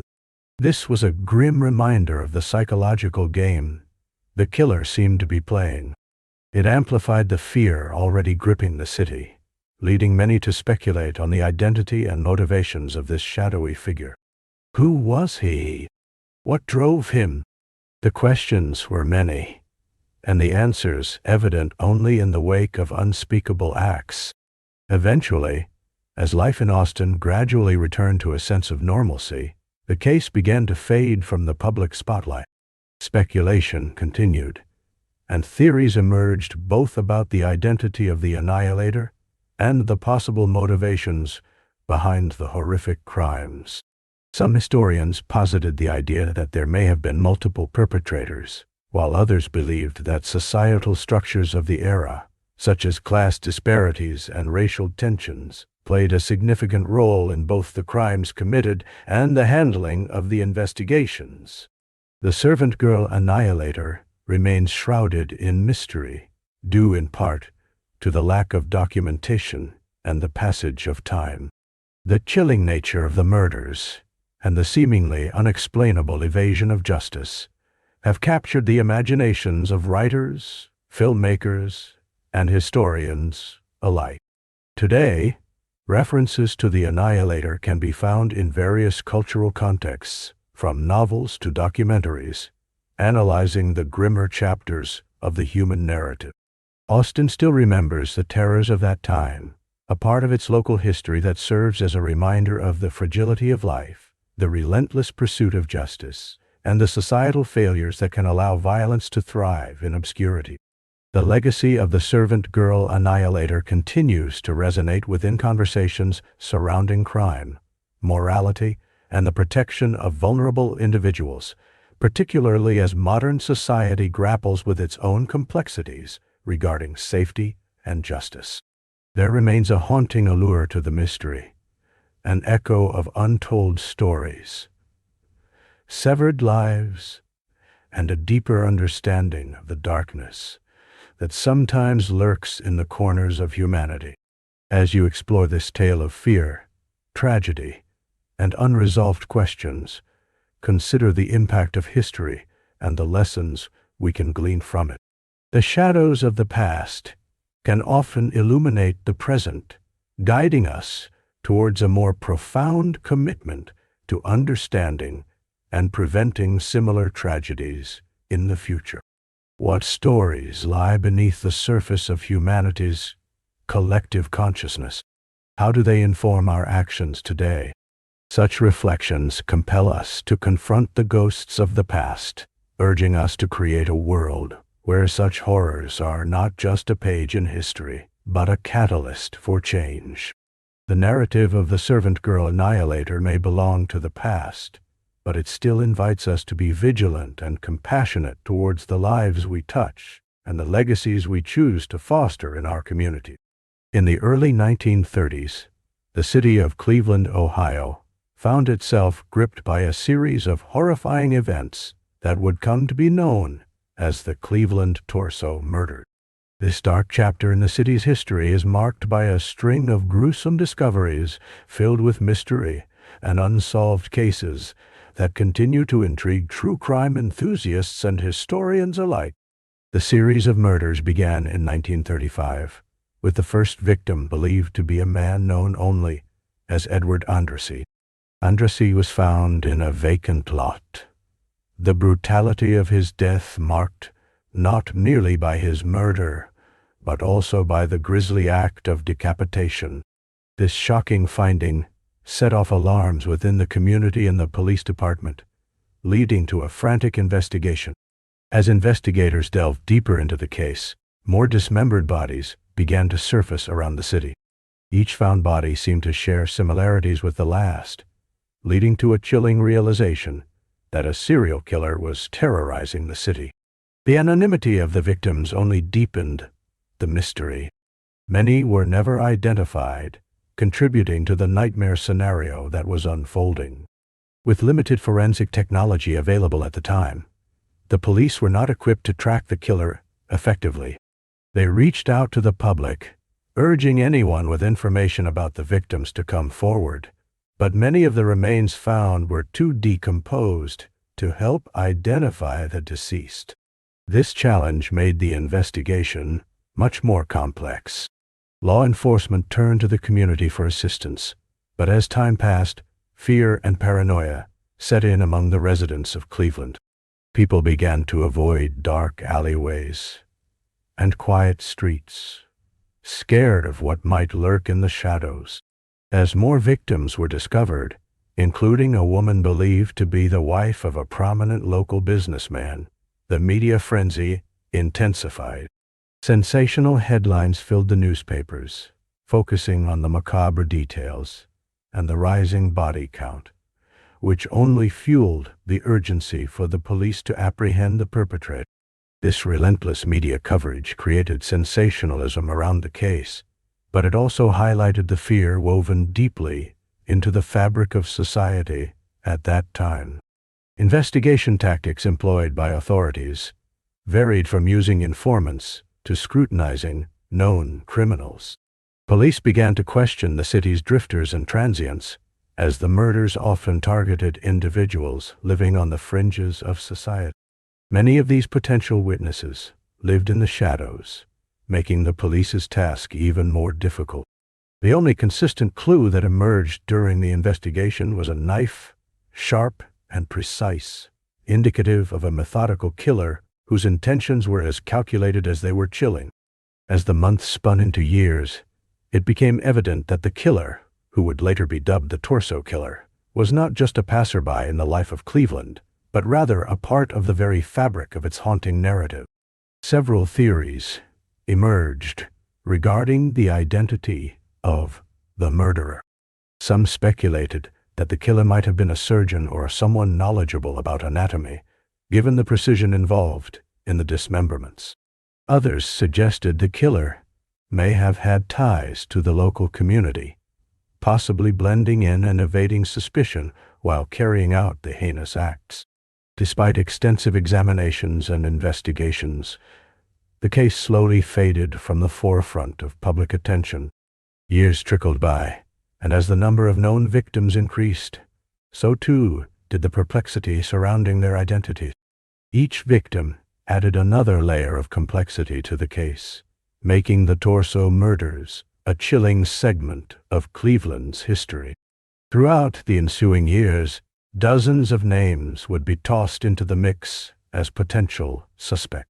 Figures such as the infamous Mad Butcher of Kingsbury Run, a name that surfaced in connection to the series of murders, drew interest but lacked solid evidence to confirm any links conclusively. It wasn't until decades later that some modern theories emerged surrounding who might have killed these individuals. Although some theories suggest that the murders were part of a larger social commentary on societal neglect and the struggles faced by marginalized groups, violence and fear have a way of echoing through time. Each unsolved case from that era lingers, a ghostly reminder of the past that haunts Cleveland. As time marched on, the Cleveland Torso Murders fell into obscurity, yet the fascination surrounding them remains. Today, they serve not only as a grim reminder of violence in urban settings, but also as cautionary tales of how some faces are never truly represented, living only in whispers and headlines. Books, documentaries, and countless research pieces continue to explore these grisly occurrences, aiming to unravel the mysteries that once enveloped Cleveland in fear. In a world where many answers remain unclear, the Cleveland Torso Murders serve as a potent reminder of the haunts of history and the unanswered questions that echo through time. The faces of the victims, though lost to time, remind us that every story has a heartbeat, and behind every statistic lies a soul that sought recognition. Indeed, mysteries such as these compel people to delve deeper, to question, and ultimately to remember those whose lives were violently cut short, forever woven into the chilling fabric of Cleveland's past. Though the murderer evaded capture, the haunting legacy of the Cleveland Torso Murders persists. This series of brutal killings remains a poignant chapter in true crime history, inviting an exploration of the disturbing yet captivating facets of human nature and the society in which these chilling events unfolded. The Massie Affair, a critical event in 1930s Hawaii, encapsulates some profound themes about race relations, justice, and societal tension during that period. It began as a tragic incident on the island of Oahu and unfolded into a legal battle that highlighted the rifts in Hawaiian society, particularly between the local population and the white settlers. The roots of the Massie Affair can be traced back to a crime that took place in 1931, when Dahlia Massie, a young white woman, alleged that she had been raped by a group of local Hawaiian men. This allegation ignited a firestorm of racial animosity and retribution. The incident set into motion a series of events that not only impacted the lives of those directly involved, but also reflected the broader cultural conflicts brewing in Hawaiian society at that time. While the specifics of Dahlia's claim are intricate, it is essential to grasp the context in which the allegations were made. Hawaii during this era was a crossroads of cultures, with a melting pot of ethnicities that included native Hawaiians, immigrants from Asia, and white settlers, primarily of American origin. The power dynamics between these groups were complex, with the settlers often in positions of authority, leading to a sense of distrust among the local population. The legal proceedings that followed the accusation became a significant spectacle that captured the attention of the nation. The case drew in a myriad of characters. Notably, the Massie family, who were prominent figures in Hawaii, attempted to exert their influence to seek justice for Dahlia. Their efforts, however, represented a deeper issue, a colonial mindset that often disregarded the rights and dignity of the local people. In the aftermath, as public outrage swelled, a series of legal trials ensued. The initial trial resulted in the acquittal of the accused, which further fueled tensions.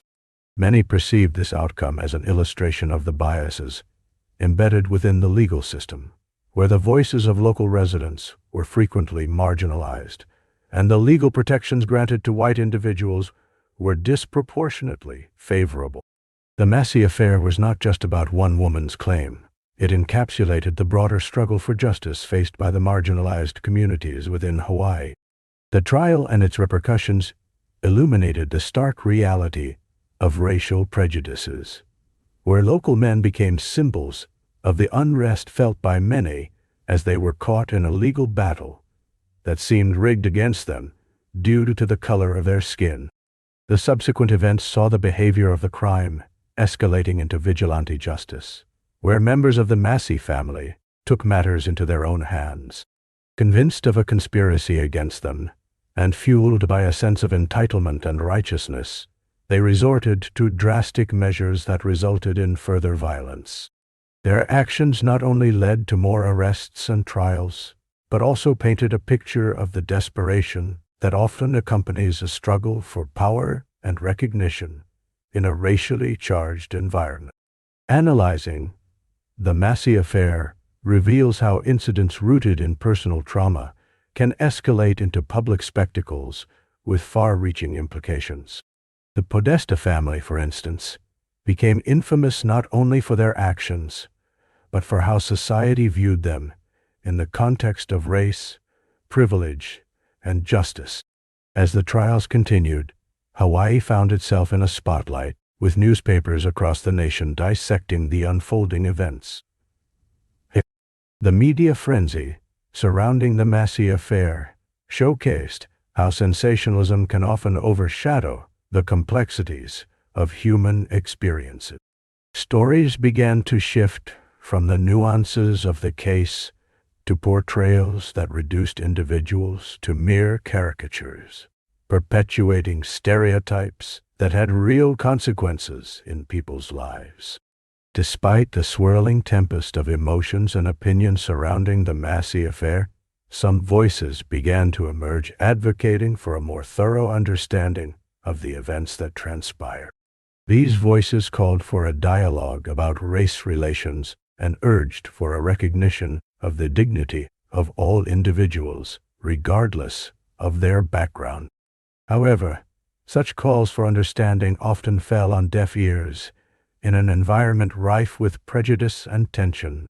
Decades later, the Massie Affair still serves as a poignant reminder of the deep-seated issues surrounding race and authority in Hawaii. It offers a crucial insight into the often ignored narratives of the indigenous population, whose voices were drowned out by the louder cries for justice from the powerful. In contemporary discussions about race, privilege, and justice, the themes illuminated by the Massie Affair remain relevant. It challenges society to reflect on its past, urging us to learn from the mistakes of history rather than repeat them. As we explore the lessons of the Massie Affair, one realizes the importance of empathy in understanding different perspectives, and the value of dialogue in addressing societal issues that persist. The event serves as a canvas capturing the complexities of human behavior and the consequences of aligning with one's own biases. It urges us to ponder questions about justice, who gets to define it, and the societal structures that enable or hinder it. The Massie Affair is ultimately a story about individuals and their relationships, shaped by their socio-cultural contexts. This narrative from the past is more than a historical account.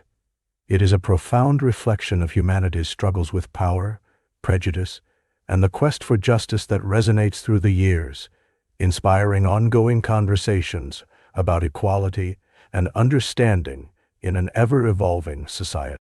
The events that unfolded during the Massie Affair serve as a cornerstone in the discourse around race relations and the fight against injustice. Recognizing the depth and implications of this affair can lead to greater awareness and ultimately to more inclusive and empathetic dialogues around these pressing issues that continue to shape our world today.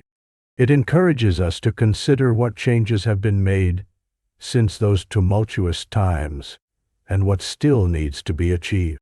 The Massie Affair is an essential part of the narrative of Hawaii and the broader American experience, reminding us that history is not merely a series of events, but a dynamic story weaving through generations, reflecting both our failures and our hopes for a brighter future. Through examining the impact of the Massie Affair, we can better understand the legacies of racial injustice and strive to foster a society where respect and understanding are paramount. The lessons learned from such events are invaluable, urging us to confront the uncomfortable truths of our history while striving for a more equitable world for everyone. As the dialogue around race continues to evolve, the story of the Massie Affair stands as a testament to the struggles inherent in the pursuit of justice and equity. It invites all of us to reflect on our collective past and to remain vigilant in the fight against prejudice, ensuring that the rights and voices of the marginalized are always upheld. Let the story of the Massie Affair serve as an important lesson about understanding the complexities of race, justice, and human behavior, reminding us that our narratives are deeply interwoven, affecting not only our present, but also the legacy we leave for future generations. It is a stirring call to engage with one another's stories and experiences, fostering a deeper sense of connection and compassion in our shared journey through the tapestry of life. The Green River Killer is one of the most notorious serial killers in American history, known for his chilling modus operandi and the fear he instilled in the communities of the Pacific Northwest during the 1980s. The story begins in King County, Washington, where a series of disappearances and murders of young women led to a long and arduous investigation that would span decades. In the early 1980s, women, many of whom were involved in sex work or struggling with addiction, began to vanish from the streets. The disappearances were troubling, but it wasn't until 1982 that the body of a young woman was discovered in the Green River, giving the killer his infamous name. This discovery marked the beginning of a horrifying realization. A serial predator was stalking the streets, luring vulnerable women to their deaths. Gary Ridgway, the man ultimately arrested and convicted as the Green River Killer, was known to have targeted women who were often in dire circumstances. They represented easy prey, leading to a grim pattern. Ridgway would lure these women with promises of money, transportation, or other means of assistance. Once he had them in his grasp, he would take them to secluded areas where he would commit heinous acts. What makes Ridgway's case particularly chilling is the sheer number of victims attributed to him. Over the span of several years, he confessed to murdering 71 women, though the true number may be higher. His confessions were often cold and calculated, detailing his actions with a disturbing level of detachment. This left investigators and the public alike grappling with the terrifying reality of a man who viewed human life with such disregard. The investigation into the Green River Killer was one of the largest and most costly in American history. Law enforcement faced numerous challenges in identifying the killer, investigating multiple leads, and dealing with the media frenzy surrounding the case.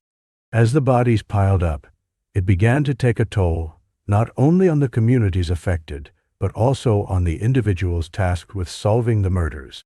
Officers and detectives found themselves working long hours, often feeling disheartened by the lack of progress. Many initially thought the killer could be a stranger in the area, perhaps someone who had recently moved to the Pacific Northwest. However, as time dragged on, it became evident that the killer was likely familiar with the local landscape. Ridgway had a history of working in the area and knew the terrain well, using this knowledge to find secluded places to dispose of his victims' bodies. One of the challenges facing investigators was the lack of physical evidence. With many victims being vulnerable women who led transient lifestyles, identifying them was not always straightforward. Some remained missing for years before being positively identified, complicating the investigation further. The case highlighted issues related to how society often overlooks individuals living on the fringes and the tragic consequences of such neglect. In a turn of events, the investigation took a significant step forward due to advancements in forensic technology. In the late 1980s, DNA testing became a more viable option for solving crimes. Although the technology was still in its infancy, it eventually became a crucial tool in connecting Ridgway to the murders. For years, law enforcement had been collecting evidence, not fully realizing the potential of the genetic material they had. By the time Ridgway was arrested in 2001, investigators had compiled a vast array of evidence against him. He had been on their radar for years, yet it wasn't until DNA testing linked him to several crime scenes that they were finally able to make an arrest. Ridgway's capture offered a glimmer of hope for the families of the victims who had spent decades searching for answers. In 2003, Ridgway entered a plea agreement with prosecutors. He confessed to murdering 71 women and led authorities to additional remains, bringing closure to some families who had long awaited answers. His cooperation was rooted in a desire to avoid the death penalty, a decision that sparked outrage among some, especially considering the horrific nature of his crime. As the investigation unfolded, it became apparent that the impact of the Green River Killer reached beyond the immediate horrors of his actions. The case forced a broader dialogue about violence against women, especially those deemed disposable by society. Social workers, police officers, and community organizers began to advocate for the rights and protection of marginalized groups, recognizing the need for greater awareness and intervention. Media coverage surrounding the Green River Killer was extensive, shaping public perception and influencing the way law enforcement approached the case. Documentaries, books, and articles have continued to explore the mind of Ridgway and the societal implications of his crime. Through these narratives, people have sought to understand not just the killer himself, but also the systemic failures that allowed such a nightmare to unfold for so long. Ridgway's case remains a cautionary tale, illustrating the importance of vigilance and compassion in protecting vulnerable individuals. It is a reminder of the work still needed to address the root causes of violence and to ensure that those at risk are seen, heard, and valued. While Ridgway may have been caught, the scars left by his actions continue to remind society of the challenges faced by those living on the margins.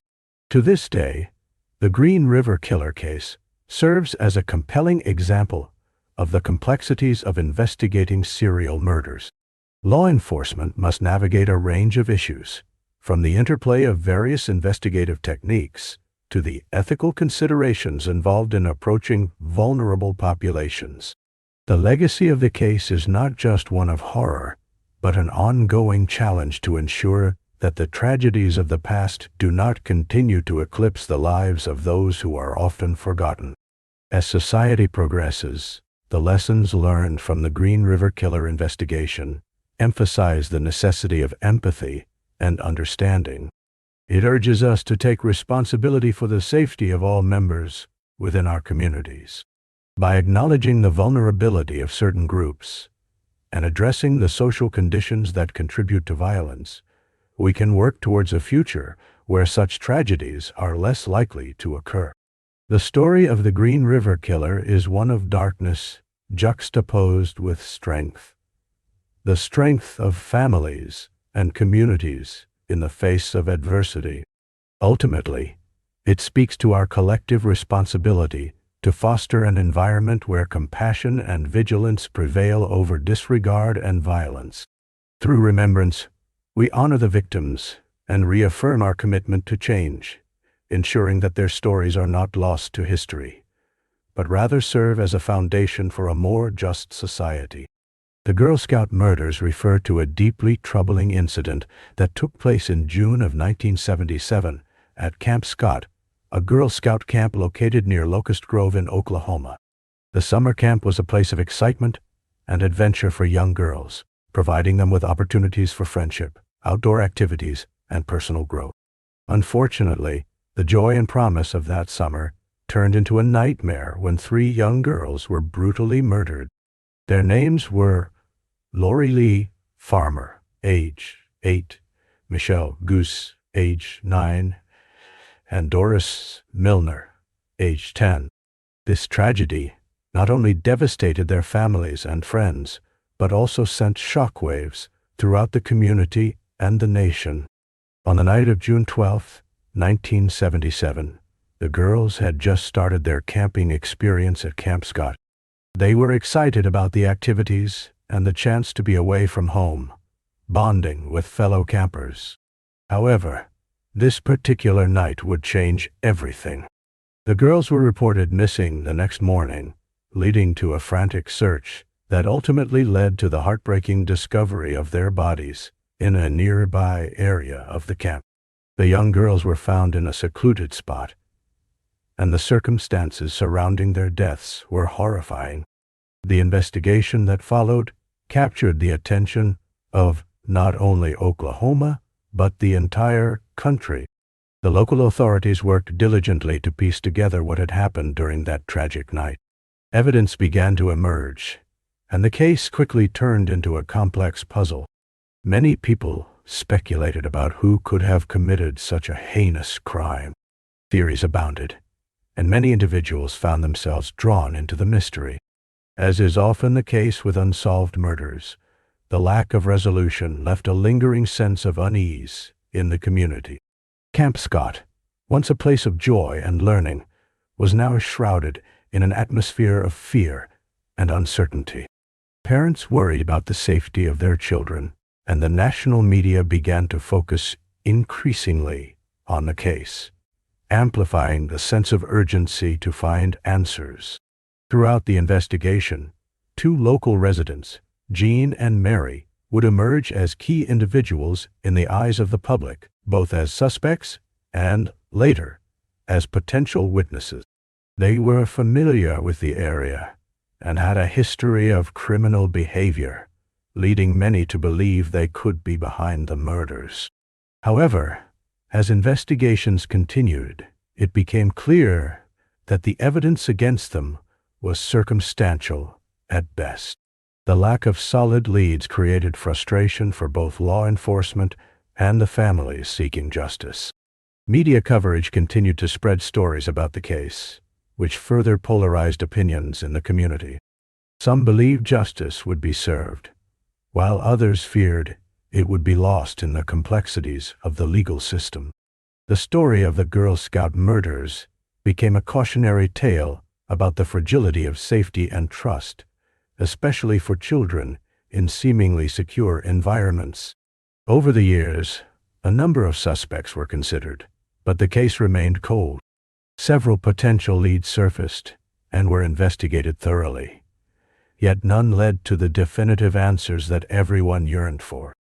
This period became a haunting chapter for the families of the young girls, marked by the anguish of their loss and the relentless pursuit of justice that seemed to evade them at every turn. In the years that followed, the fallout from the case continued to reverberate throughout the community. Camps across the country began to reevaluate their safety measures, leading to broader concerns about child protection and how organizations like the Girl Scouts could ensure a safer environment for their members. While the world continued to grapple with the case, families grew up, children matured, and yet the shadow of those tragic events loomed large in the memories of many. As the years passed, Camp Scott itself underwent a transformation. Where laughter and friendship once echoed through the camp, there now lay silence and an aura of sadness. The camp was eventually closed, a solemn acknowledgement of the events that transpired. Yet in the hearts of those who experienced the camp before the tragedy, memories remained alive, reminding them of the innocence and joy that once defined those summer days. Despite the passage of time, the Girl Scout murders maintain a place in the annals of true crime history. Documentaries, books, and articles have sought to shed light on the unresolved case, each attempting to pull back the curtain on a mystery that, despite decades of investigation and speculation, remains active in the public consciousness. People are often drawn to unresolved cases, fascinated by not only the events of the crime itself, but also the human stories behind them. The lives cut short, the families left behind, and the community forever altered. The tragedy elicited a collective empathy, igniting grassroots movements for safety and awareness, a symbol of a community that refused to forget. Honors and memorials have been established over the years to commemorate the lives of the three girls, creating a space for remembrance and reflection. Their stories continue to resonate, serving as poignant reminders of the innocence lost too soon and the love of parents and friends that endures. As the years progress, new generations learn about the Girl Scout murders, sometimes with a sense of disbelief that such violence could occur in a place meant for youth and joy. They become part of a larger discussion about child safety, trust in community institutions, and the responsibilities of adults to protect the vulnerable. Each passing generation grapples with the weight of the tragedy, uncovering new perspectives while keeping the memories of Lori, Michelle, and Doris alive. Ultimately, the Girl Scout murders remain an unsolved chapter in the story of a small community, a mystery that continues to haunt those affected by it. The unresolved nature of the case evokes questions about justice, loss, and the fragility of life itself, underscoring the importance of vigilance, compassion, and the unyielding commitment to ensure that such a tragedy is never repeated. The lives of three young girls were cut short, but their spirits continue to inspire conversations, reflections, and responses to ensure the safety and well-being of future generations. Even now, the fight for answers and resolution continues, echoing through the hearts of those still yearning for the truth. The West Mesa murders are a haunting chapter in true crime history, centered around a series of disturbing discoveries that took place on the outskirts of Albuquerque, New Mexico. In 2009, while routine construction work was underway on the West Mesa, an unsettling revelation emerged. 11 sets of human remains were unearthed, buried beneath layers of dirt, sand, and debris, igniting widespread horror and fascination. The initial discovery occurred in February 2009, when workers stumbled upon what appeared to be bone fragments.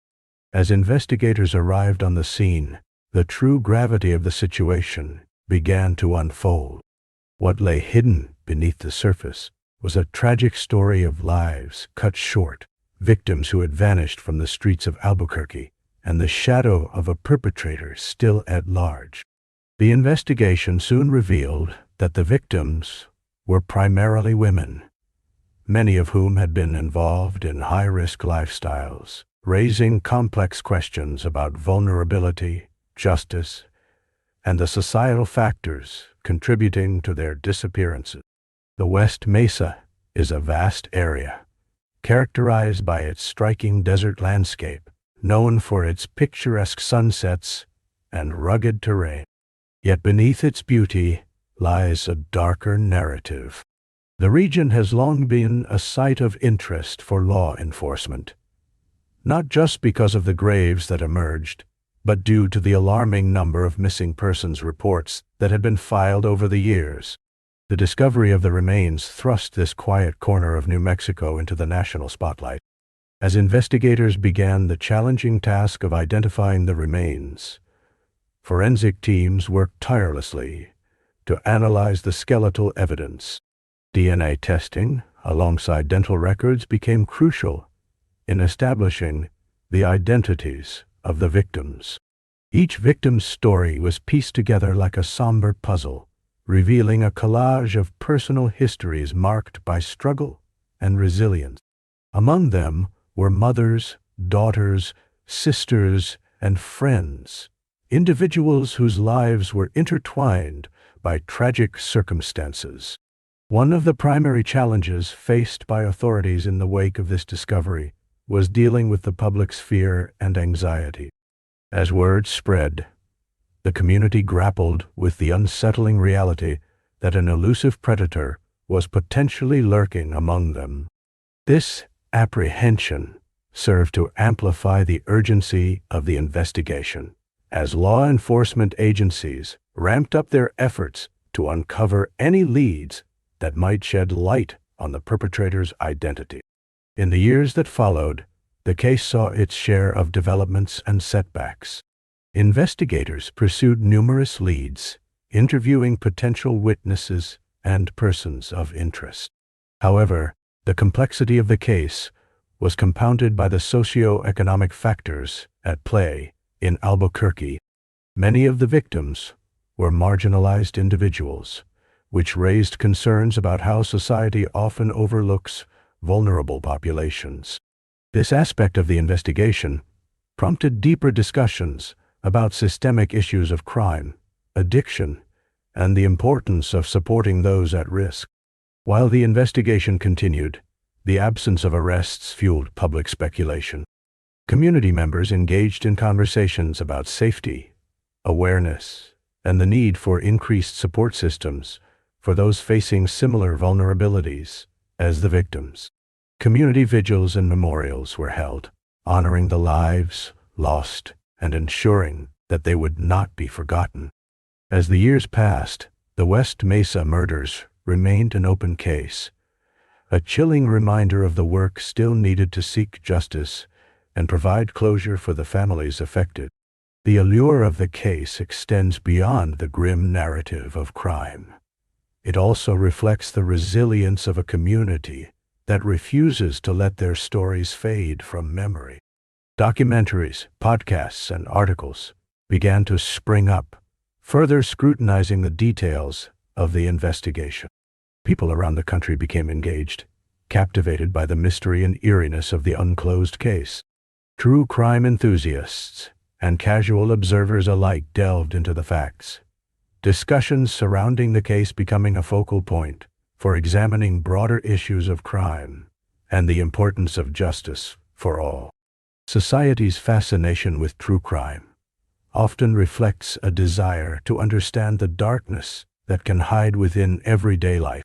The West Mesa murders present an unsettling tale of loss and tragedy, but also offer an opportunity for reflection and dialogue about the support needed for vulnerable populations.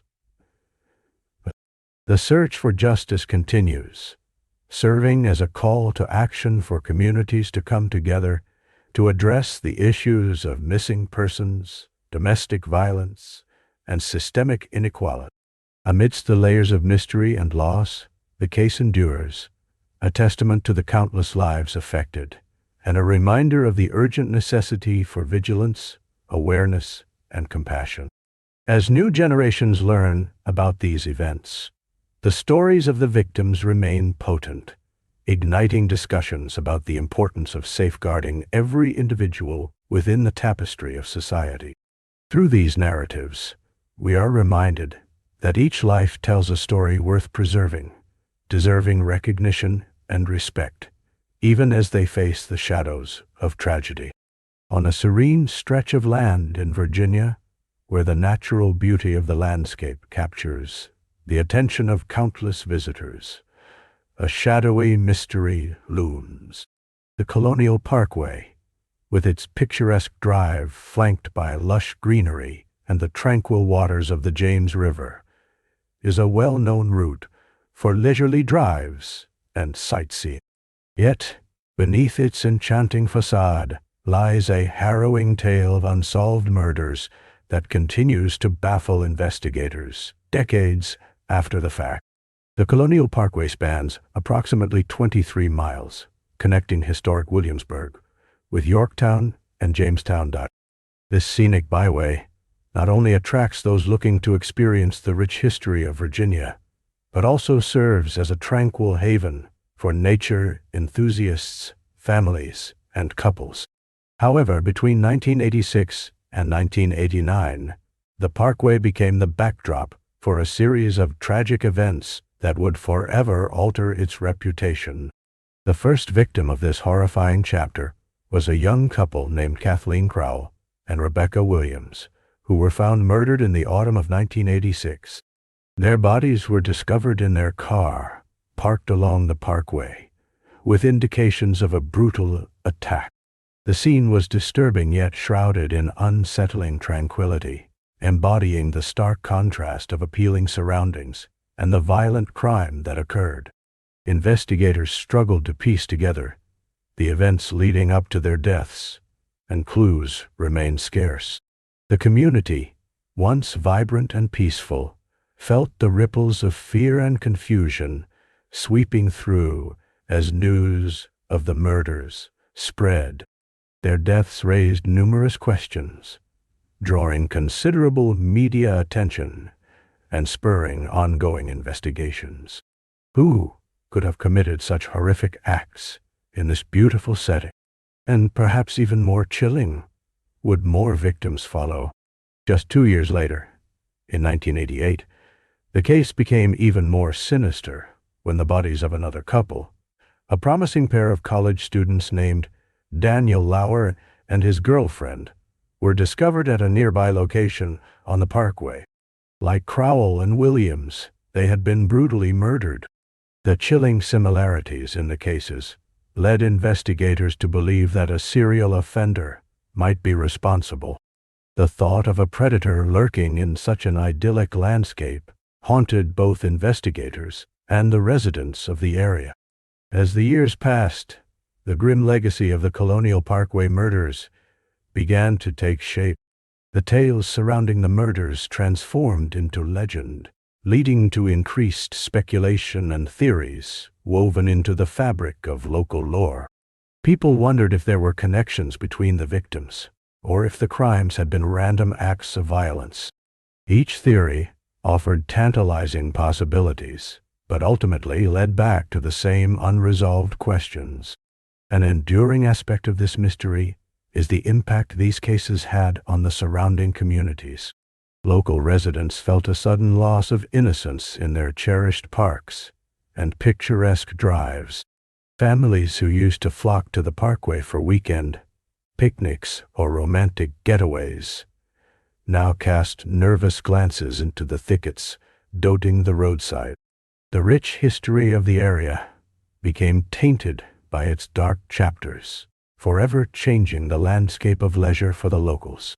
In the years following the tragic events, various law enforcement agencies attempted to shed light on the chilling occurrences along the Parkway. The Virginia State Police and the FBI became involved, leading to the creation of special task forces dedicated to uncovering the truth behind these unresolved cases. Despite numerous interviews and investigations, however, concrete leads remained elusive.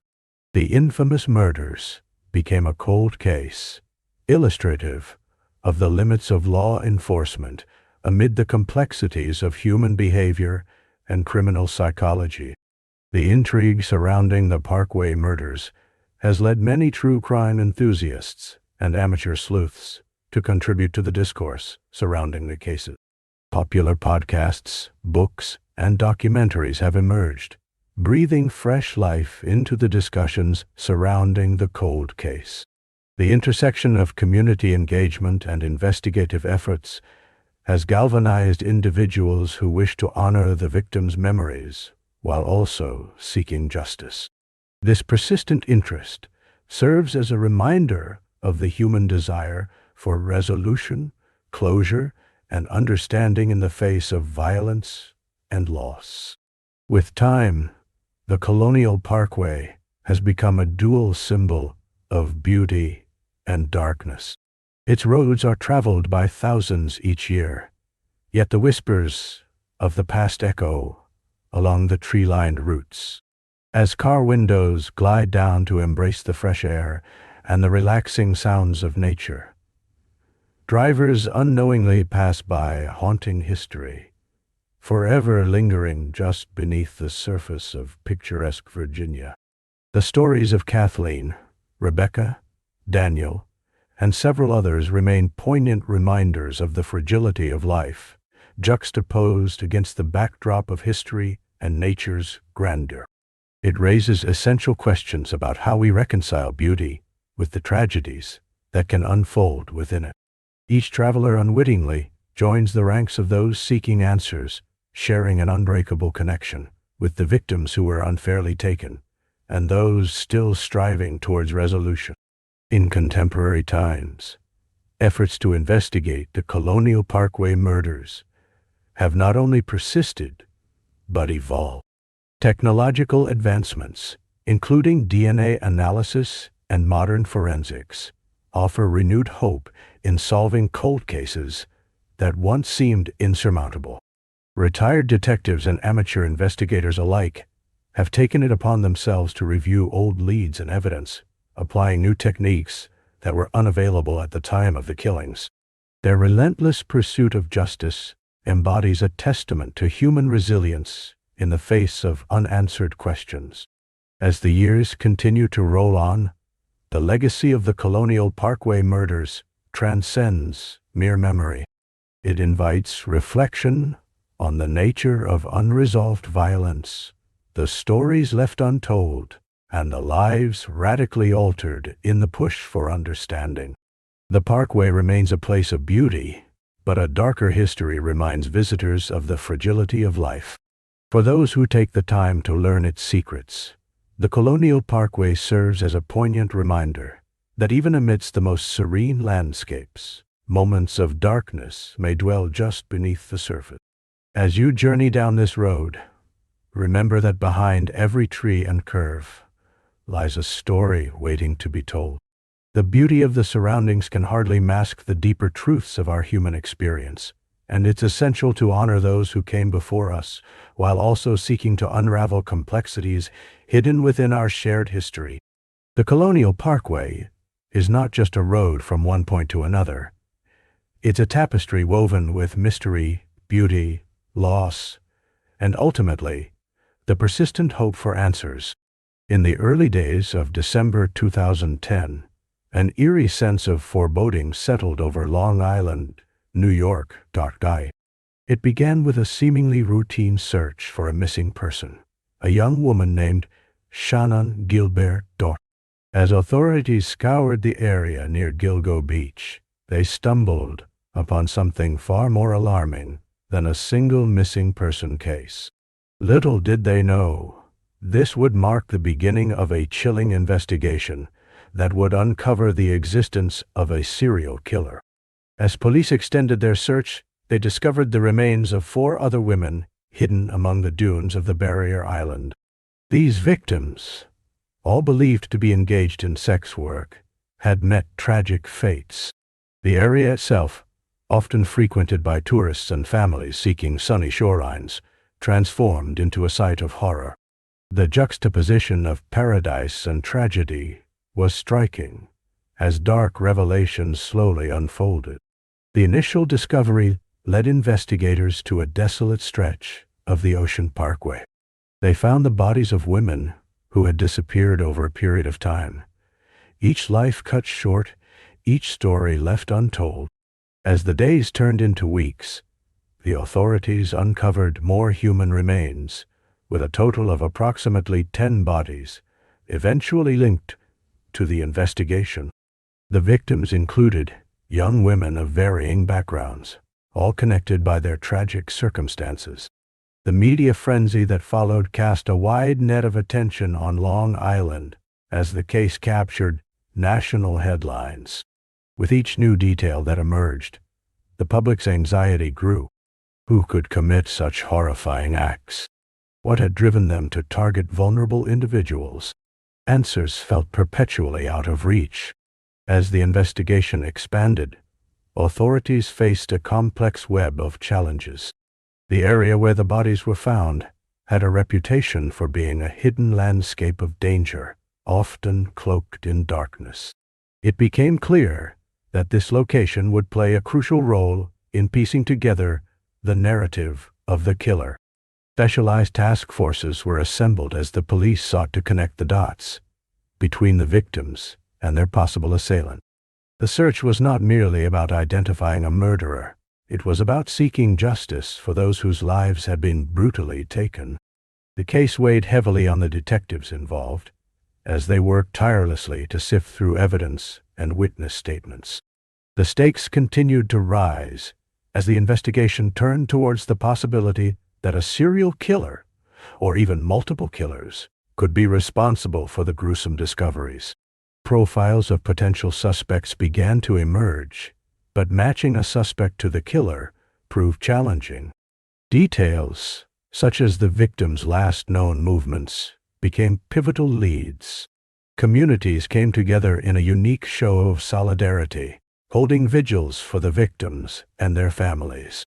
They gathered not only to honor those who had sadly lost their lives, but also to rally for awareness and demand progress in the investigation. A poignant message emerged. The lives of the victims mattered, and their stories deserved to be told. As time passed, the Long Island serial killer case continued to evolve. Detectives received tips, while the public remained vigilant, often reporting suspicious activities or individuals they felt could fit the profile of a killer. It showcased humanity at its most profound, as individuals sought to contribute to the truth and justice where they could. One significant element of this case was the perseverance of the families affected. They refused to let their loved ones be forgotten or overshadowed by the fear that loomed over the community. Through determination and diligence, they sought not only answers but closure. Their advocacy became an enduring aspect of the narrative, shining a spotlight on the need to address the vulnerabilities faced by sex workers and marginalized individuals. As investigations persisted, forensic advancements provided investigators with new tools. DNA technology and other scientific breakthroughs played a critical role in the analysis of evidence. The combination of modern technology and relentless detective work offered hope that progress could be made, even in the face of overwhelming darkness. Forensics also propelled the investigation into the national arena, where the case was eventually linked to other unsolved crimes, expanding the possibilities of a serial killer's reach beyond Long Island. This raised questions about how often similar stories had gone unreported, and emphasizing the importance of connecting cases for a clearer understanding of patterns among such tragic occurrences. Despite all efforts, the Long Island serial killer still remained at large, a ghost that haunted the shores of a place known for its picturesque beaches and vibrant communities. The killer's identity remained elusive, serving as a grim reminder of the complexities involved in tracking down individuals shrouded in secrecy and darkness. For the detective agencies and families, the passage of time became an enemy, diluting memories that were still vivid while continuously challenging the pursuit of clarity. Within this atmosphere, discussions about public safety and the treatment of sex workers gained traction. Advocates pushed for reforms that would protect vulnerable populations, encouraging policy changes that would prioritize safety over stigmatization. The repercussions of the Long Island investigation echoed beyond the immediate tragedy, instigating conversations ripe for consideration and change about societal issues that required urgent attention. Over the years, new leads continued to emerge, while the fervor of media coverage ebbed and flowed. Each anniversary of the case reignited interests, creating cycles of speculation about potential breakthroughs and renewed investigations. The quest for justice and closure remained steadfast, underscoring the resilience of families tirelessly waiting for resolution. The story of the Long Island serial killer is not merely one of horror and tragedy. It is a profound exploration of pain, loss, and the enduring human spirit in pursuit of justice. As the investigation continues to unfold, one can only hope for the day when the truth finally emerges from the shadows, bringing solace to the families and closure to the haunting memories that linger like shadows on the waves of Long Island. The narrative, still evolving, holds within it the echoes of lives once lived, and the hope that someday peace will be restored to a community that has endured so much suffering. In the summer of 1946, a small town straddling the Texas-Arkansas border found itself at the center of terror and tragedy. Texarkana was the backdrop for a series of shocking crimes that would go down in history as the Texarkana Moonlight Murders. In this community, where life was typically defined by small-town charm and camaraderie, fear would soon overshadow the peace that had once reigned. The first of these murders occurred on the night of February 22nd, when an unsuspecting couple, Richard Griffin and his girlfriend, Polly Ann Moore, were parked in a secluded area known as the Lover's Lane. What began as a quiet evening soon turned into a nightmare as an unknown assailant approached their vehicle. Hours later, their bodies were discovered in an abandoned area, brutally attacked. This became the catalyst for what would follow, a chilling string of events that changed the course of the town's history. As news of the murders spread, the atmosphere of Texarkana transformed. Residents, once carefree, became cautious. The local authorities launched an investigation, but the mystery surrounding the killings only deepened as they encountered several false leads and a lack of physical evidence.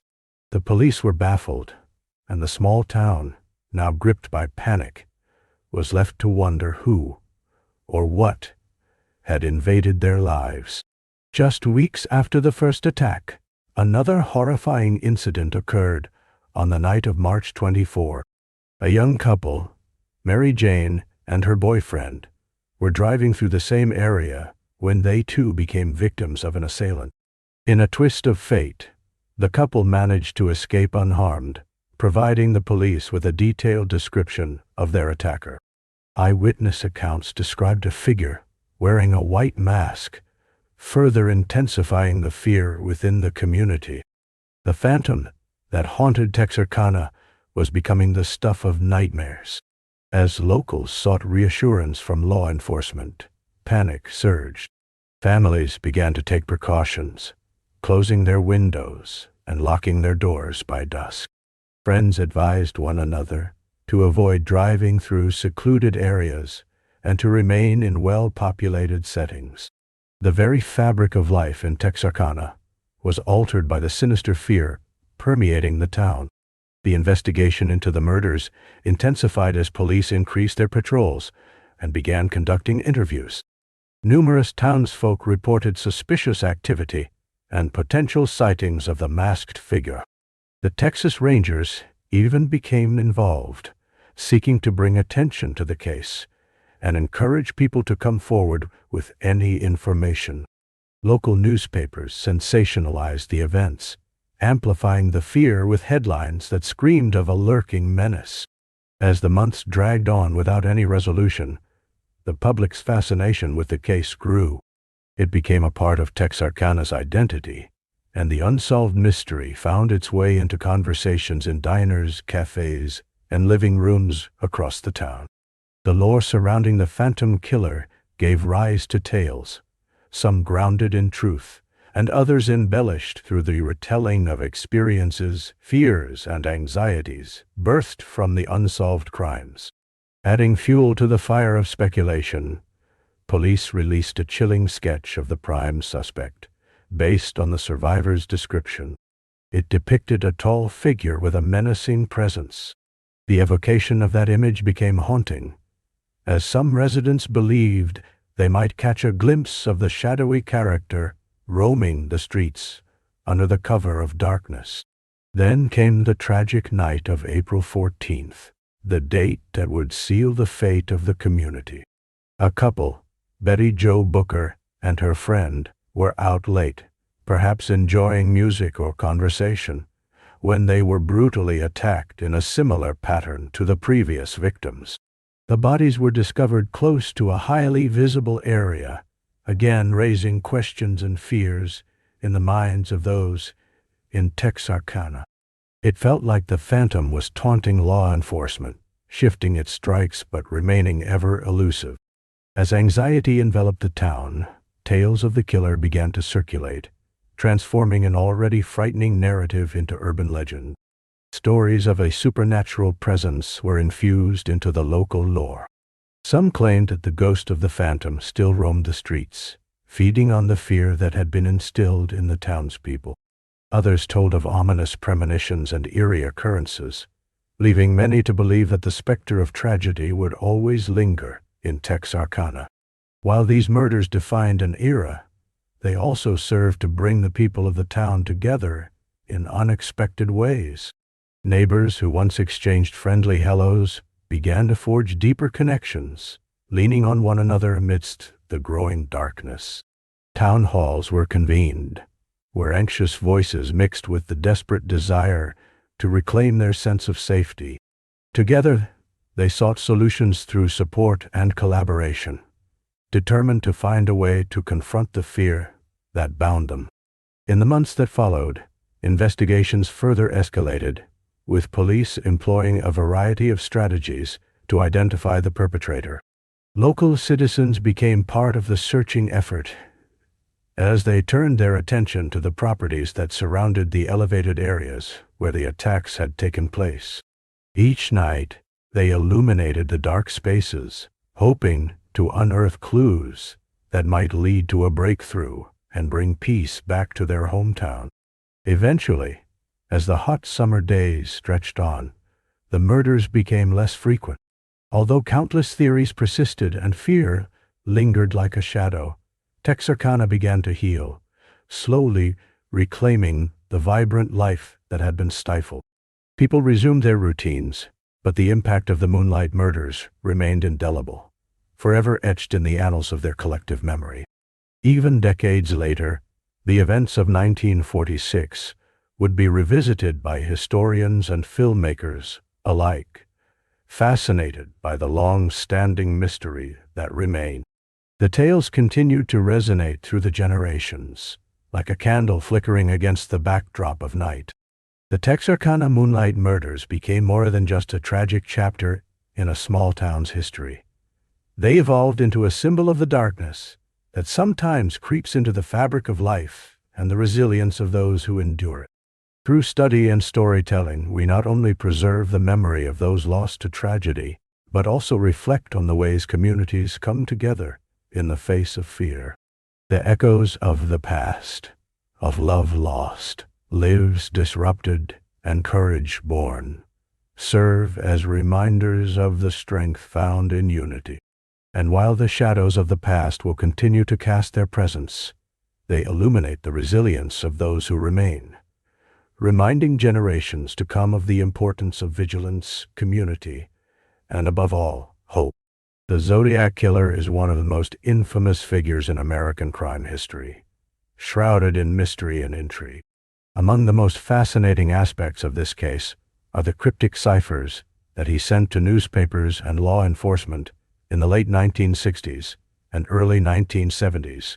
These ciphers, which remain only partially solved, provide a tantalizing glimpse into the mind of a killer who seemed to revel in tormenting authorities and the public alike.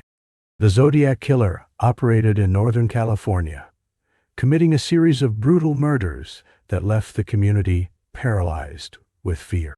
What set this killer apart was his calculated attempt to communicate with the media and the police. Through letters, he taunted investigators, challenged their intellect, and even included personal anecdotes, which made the whole thing even more chilling.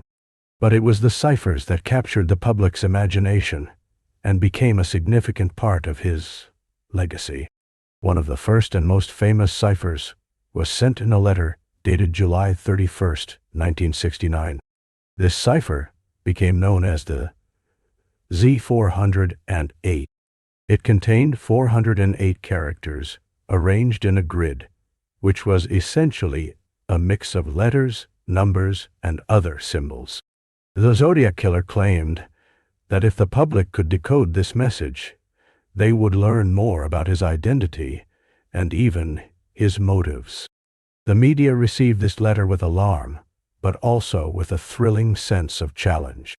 It was a puzzle begging to be unraveled.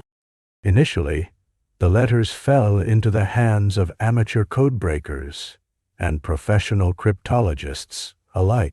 The puzzle was complex, but individuals became fascinated by its challenging nature. After some time, two high school teachers, Donald and Betty Harden, made significant headway in solving it. They realized that certain letters repeated, and others seemed to form meaningful words. Their breakthrough arrived when they recognized a pattern, which led them to decode the entire message. It revealed a disturbing monologue that included references to the Zodiac's enjoyment of killing and a chilling proclamation that he felt he was going to collect slaves for the afterlife. The second cipher, known as Z340, was an even more elaborate piece, consisting of 340 characters. Unlike the Z408, which was deciphered relatively quickly, Z340 stumped experts for decades. It wasn't until December 2020 that a team of 3 codebreakers finally cracked it. Their breakthrough was not only a victory for logical reasoning, but also reignited interest in the Zodiac Killer case. The decoded message revealed a series of disjointed phrases that seemed to include angry outbursts against the police and references to his pleasure in committing his act. It also contained phrases like, "I hope you are having lots of fun in trying to catch me," a taunt that echoed the killer's audacity. The remaining unsolved ciphers, including the Z13 and Z32, have frustrated both amateur sleuths and professional investigators alike. The Z13 cipher, with only 13 symbols, has proven to be particularly daunting. Many enthusiasts have devoted countless hours to trying to crack its code, yet have come up short. Some believe it may include important clues that could provide insight into the Zodiac's identity or motives. The allure of these ciphers is not just in their complexity. They offer a unique window into the twisted psyche of the Zodiac Killer. The joy he derived from creating these puzzles mirrors his enjoyment in committing crimes. It is as though he was holding a contest with society, daring them to catch up to him. This dynamic has fueled countless theories and discussions among criminologists, cryptographers, and amateur detectives, creating a community that feels more like a treasure hunt than a pursuit of justice. Deciphering such ciphers requires not only skills in cryptography, but also an understanding of linguistics and psychology. What motivates a person to leave clues behind? Some suggest that it may derive from a need for recognition, a desire to feel superior, or perhaps even a way to relive the excitement of their crimes without being caught. The psychological implications are profound, yet ultimately, understanding them fully remains elusive, much like the identity of the Zodiac himself. In addition to the mathematical and linguistic challenges, there's also a rich cultural tapestry surrounding this case. Documentaries, movies, and countless articles have been dedicated to unearthing truths and mythologizing the killer's figure. The shadows of mystery around the Zodiac have transcended into popular culture, where his ciphers have become symbols of a darker curiosity. For many, it's not just about catching a killer. It's about understanding the mind that created such an intricate web of symbols and leaving a mark that stains the annals of crime history. The Zodiac killer's ciphers represent more than simple puzzles. They are artifacts of fear, aggression, and a peculiar form of communication. They embody the psychological chess game between an unseen criminal and a society desperate for closure. As long as these challenges endure, they will continue to provoke thought and discussion. In the search for answers, one must ponder the question: what truly compels a person to leave such encoded messages? Is it a sense of superiority, or perhaps a cry for acknowledgement from the very society they seek to instill fear within? As enthusiasts, investigators, and the occasional curious observer take on the mantle of solving the Zodiac's riddles, the mystery remains one of the great unsolved myths of our time. Each decoded cipher serves as a reminder of how criminal behavior, language, and psychology are intertwined, fostering an enduring interest in one of America's most chilling serial killers. While the world awaits more breakthroughs regarding the remaining unsolved ciphers, it doesn't seem like the fascination with the Zodiac killer will diminish anytime soon.